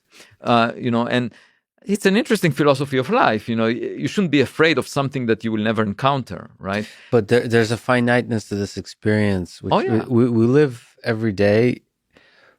I mean, I think if we're being honest, we live every day as if it's going to last forever. We often kind of don't contemplate the fact that it ends. You kind of have plans and goals, and you have these possibilities. You have a kind of lingering thought, especially as you get older and older and older, that this is like, especially when you lose friends, right? And then you start to realize, it does end. But I don't know if you really are cognizant of that. I mean, because but you have to be careful not to be depressed by it, because otherwise you lose the vitality, right? So I think the most important thing to draw from knowing that you are short-lived is a sense of appreciation that you're alive. That's the first thing. But more importantly, a sense of modesty, because how can anyone be arrogant if they kept at the same time this notion that they are short-lived? I mean, you cannot be arrogant because anything that you advocate for, you will not be around to do that in 100 years. So people will just forget and move on, And if you keep that in mind, the Caesars in ancient Rome, they had a person next to them telling them, don't forget that you are mortal. There was a person with that duty, because the Caesars thought that they are all powerful, and they had for a good reason, someone they hired to whisper in their ear, don't forget that you're mortal. Yeah. You mentioned death. Yeah. And your Canadian Special Forces and in general thinking about mortality. Yeah. Do you think about your death? Do Yeah. you contemplate the end, that this ride ends? All the time. Yeah. From I've thought about death from a young age. Are you afraid of it? Yeah, I hate it. Yeah, I don't want to die. Yeah, definitely don't want to die. But there's times when I can rid myself of it. Yeah, but for sure, I mean, I'm not happy that death is inevitable, and I'm not happy that potentially it's inevitable for all of us. But it does, I like to fight against it. Does it? Yeah, death. If you could be immortal, would you choose to? That's my only wish. Oh, see, but here's the thing. But the point is to have that wish. It's like the all-you-can-eat buffet at sushi. It's that sushi is more delicious if you have a limit. Do you have well, I don't know. I mean, I don't think I get sick of stuff. I'm very simple. Yeah, I don't think I would get tired of it. I really don't. I mean, if someone would pose it to you, do you want to live forever? You would choose no? Yeah, I would choose no. Choose no. Well, my answer is probably yes. No, I would. It's more like the snooze button. Do you want to? Do you? Well, you could go to sleep. But it's very difficult in the moment to go to sleep. But if I'm allowed to live forever, I'm going to delay all the crazy, all the ambitious goals, all the because there's always time. That's fine, but there is tomorrow then. But there is tomorrow. But see, I think that takes away from the richness of the lived experience of just each moment. I think the richness of each moment comes from saying I could die tonight. Like that it tastes delicious because you're going to die. I'm afraid if you're not, I'm afraid all of that goes away. All of that magic goes away if you can live forever. I don't know. But I'll tell you, every time I have a near-death experience or think I'm going to die, I definitely live better afterwards. Yeah. It's always been that way. But yeah, no. That's why the Stoics, they really preach contemplating your mortality often. It kind of reminds you, this whole thing could just end at any moment, and it makes you really appreciate. Yeah, I don't know. Certainly improving the quality of life is important, but part of me thinks that immortality is not as fun as we would like to imagine. Do you think that maybe what you're building potentially is immortal? Well, that's what I definitely think about with robots. If they were to have a human-like experience and be able to interact with humans in a deep, meaningful way, I think they too have to be mortal in some fundamental way that means mortal. Like their ride has to end as well, because they won't be able to interact with humans deeply unless that's the case. To have fear, to have love, the ability to suffer, the ability to miss somebody. I think scarcity is important. You have to be able to truly lose somebody. You have to be to fear things. You have to truly have the risk of destroying yourself, and to have a sense of what it means to be a self. You have to be able to lose it. So if you're immortal, you're just going to be, I feel like you're going to be like a toaster, an intelligent toaster that just serves. Such a negative perspective on it. On immortality? Yeah. Just think, well, now you can get all those things done that you want to do. I hope you're right. Yeah. I mean, potentially you could invest even harder because you're like, wow, I'm actually going to be able to get all this stuff done. I think about this a lot. I hope you're right, but I I fear that the drive to create, I can even do more, all of that disappears if you have all the time in the world. I just know how lazy I am. And if I have all the time in the world, I'm just going to sit there and just like watch the stupidest YouTube videos for the rest of all eternity. Now And just eternity's a long time. Eat Doritos and Yeah. Cheetos and just get fatter and fatter. I can get in shape later. There's always Yeah. time. That's like a long period of contemplation. Yeah. So for the first 1,000 years, it'll be the Dorito period of the Lex life. And then You could be like Jabba the Hutt for 1,000 years. So we talked about love.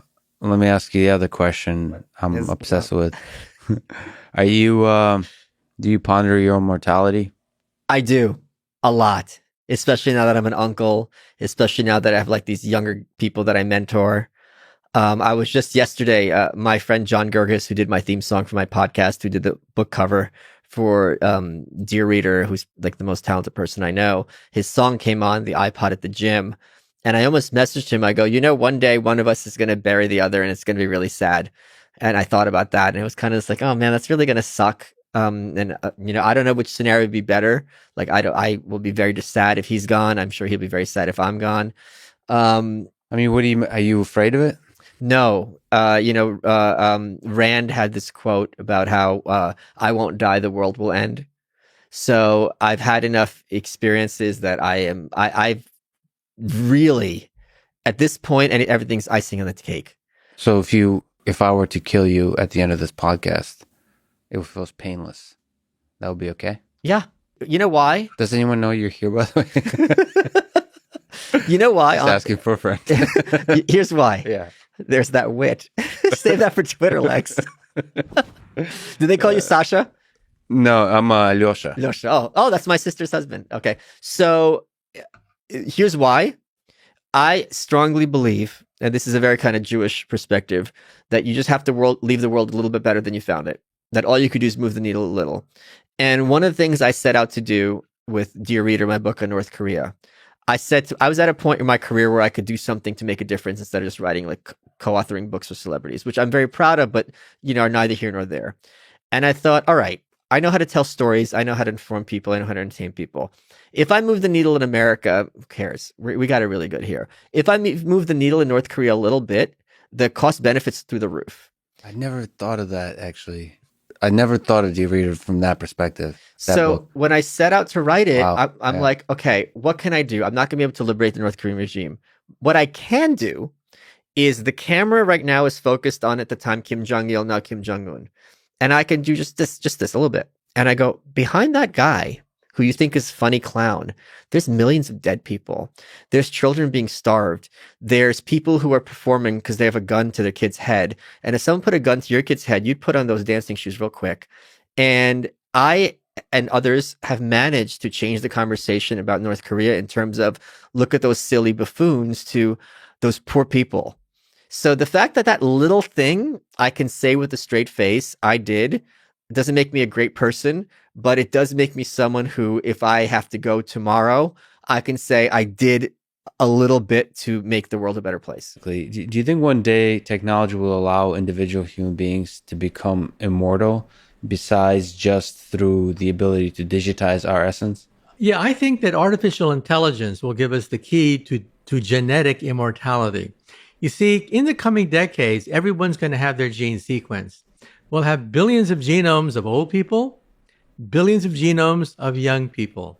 And what are we going to do with it? We're going to run it through an AI machine, which has pattern recognition, to look for the age genes.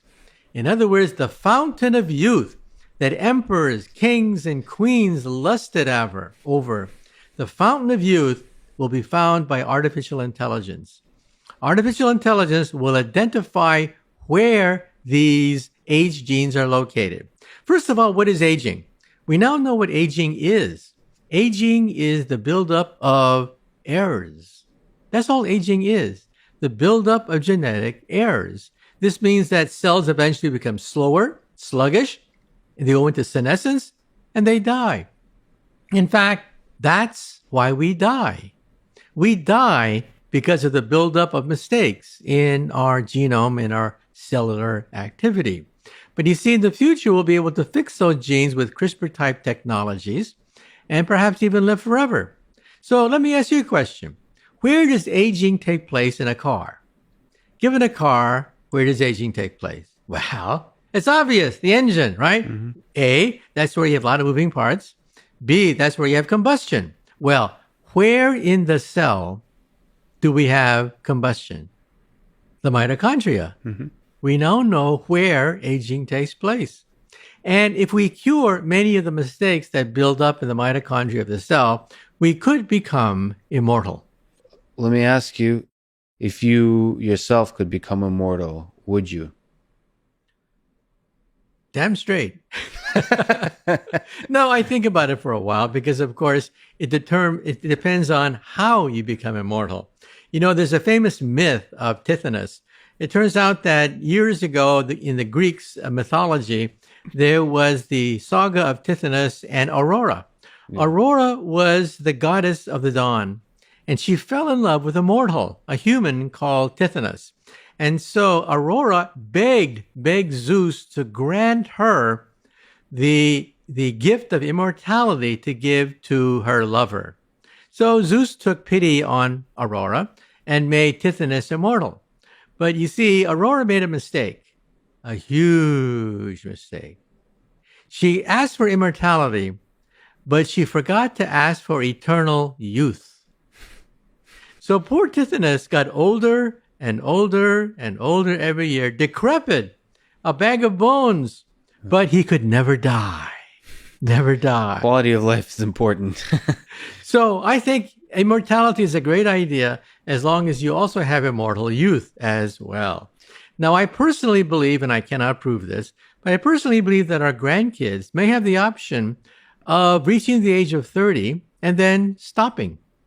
They may like being age 30 because you have wisdom, you have all the benefits of age and maturity, and you still live forever with a healthy body. Our descendants may like being 30 for several. And so I think that we are going to digitize ourselves and give us digital immortality. We'll not only have biologic genetic immortality of some sort, but also digital immortality. And what are we going to do with it? I think we should send it into outer space. If you digitize the human brain and put it on a laser beam and shoot it to the moon, you're on the moon in 1 second. Shoot it to Mars, you're on Mars in 20 minutes. Shoot it to Pluto, you're on Pluto in 8 hours. Think about it for a moment. You can have breakfast in New York and for a morning snack, vacation on the moon, then zap your way to Mars by noontime, journey through the asteroid belt in the afternoon, and then come back for dinner in New York at night. All in a day's work at the speed of light. Now, this means that you don't need booster rockets. You don't need weightlessness problems. You don't need to worry about meteorites. And what's on the moon? On the moon, there is a mainframe that downloads your laser beam's information. And where does it download the information into? An avatar. And what does that avatar look like? Anything you want. Yeah. Think about it for a moment. You could be Superman, Superwoman on the moon, on Mars, traveling throughout the universe at the speed of light, downloading your personality into any vehicle you want. Now, let me stick my neck out. So far, everything I've been saying is well within the laws of physics. Well within the laws of physics. Now, let me go outside the laws of physics again. Here we go. I think this already exists. I think outside the Earth, there could be a superhighway, a laser highway of laser porting with billions of souls of aliens zapping their way across the galaxy. Now, let me ask you a question.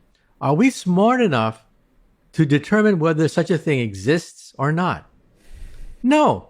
This could exist right outside the orbit of the planet Earth, and we're too stupid in our technology to even prove it or disprove it.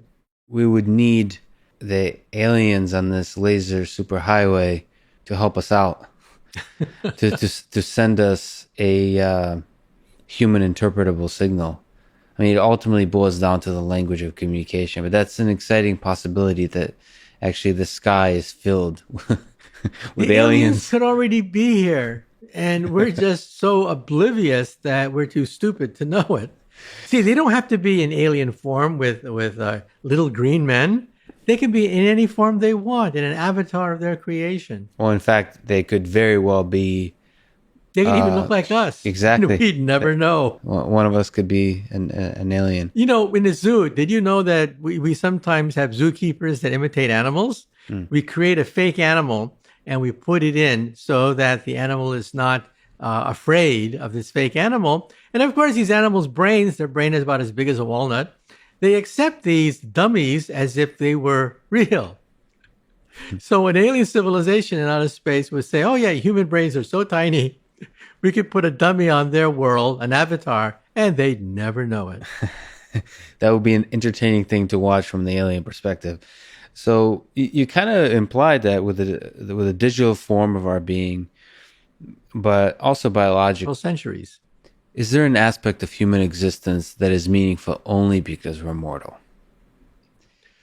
Well, every waking moment, we don't think about it this way, but every waking moment, actually, we are aware of our death and our mortality. Yes. Think about it for a moment. When you go to college, you realize that you are in a period of time where soon you will reach middle age and have a career. And after that, you'll retire and then you'll die. And so even as a youth, even as a child, without even thinking about it, you are aware of your own death because it sets limits to your lifespan. I got to graduate from high school. I got to graduate from college. Why? Because you're going to die. Because unless you graduate from high school, unless you graduate from college, you're not going to enter old age with enough money to retire and then die. And so, yeah, people think about it unconsciously because it affects every aspect of your being. The fact that you go to high school, college, get married, have kids, there's a clock ticking even without your permission. It gives a sense of urgency. Do you yourself, I mean, there's so much excitement and passion in the way you talk about physics and the way you talk about technology in the future. Do you yourself meditate on your own mortality? Do you think about this clock that's ticking? Well, I try not to because it then begins to affect your behavior. You begin to alter your behavior to match your expectation of when you're going to die. So let's talk about youth and then let's talk about death, okay? When I interview scientists on radio, I often ask them, what made the difference? How old were you? What changed your life? And they always say more or less the same thing. No, these are Nobel Prize winners, directors of major laboratories, very distinguished scientists. They always say, when I was 10, something happened. It was a visit to the planetarium. It was a telescope. For Steven Weinberg, winner of the Nobel Prize, it was the chemistry kit. For Heinz Pagels, it was a visit to the planetarium. For Isidore Rabi, it was a book about the planets. For Albert Einstein, it was a compass. Something happened which gives them this existential shock. Because you see, before the age of 10, everything is mommy and daddy, mommy and dad. That's your universe, mommy and daddy. Around the age of 10, you begin to wonder, what's beyond mommy and daddy? And that's when you have this epiphany, when you realize, oh my God, there's a universe out there, a universe of discovery. And that sensation stays with you for the rest of your life. You still remember that shock that you felt gazing at the universe. And then you hit the greatest destroyer of scientists known to science. The greatest destroyer of scientists known to science is junior high school. When you hit junior high school, folks, it's all over. Yeah. It's all over. Because in junior high school, people say, hey, stupid. I mean, you like that nerdy stuff and your friends shun you. All of a sudden, people think you're a weirdo. And science is made boring. You know, Richard Feynman, the Nobel Prize winner, when he was a child, his father would take him into the forest.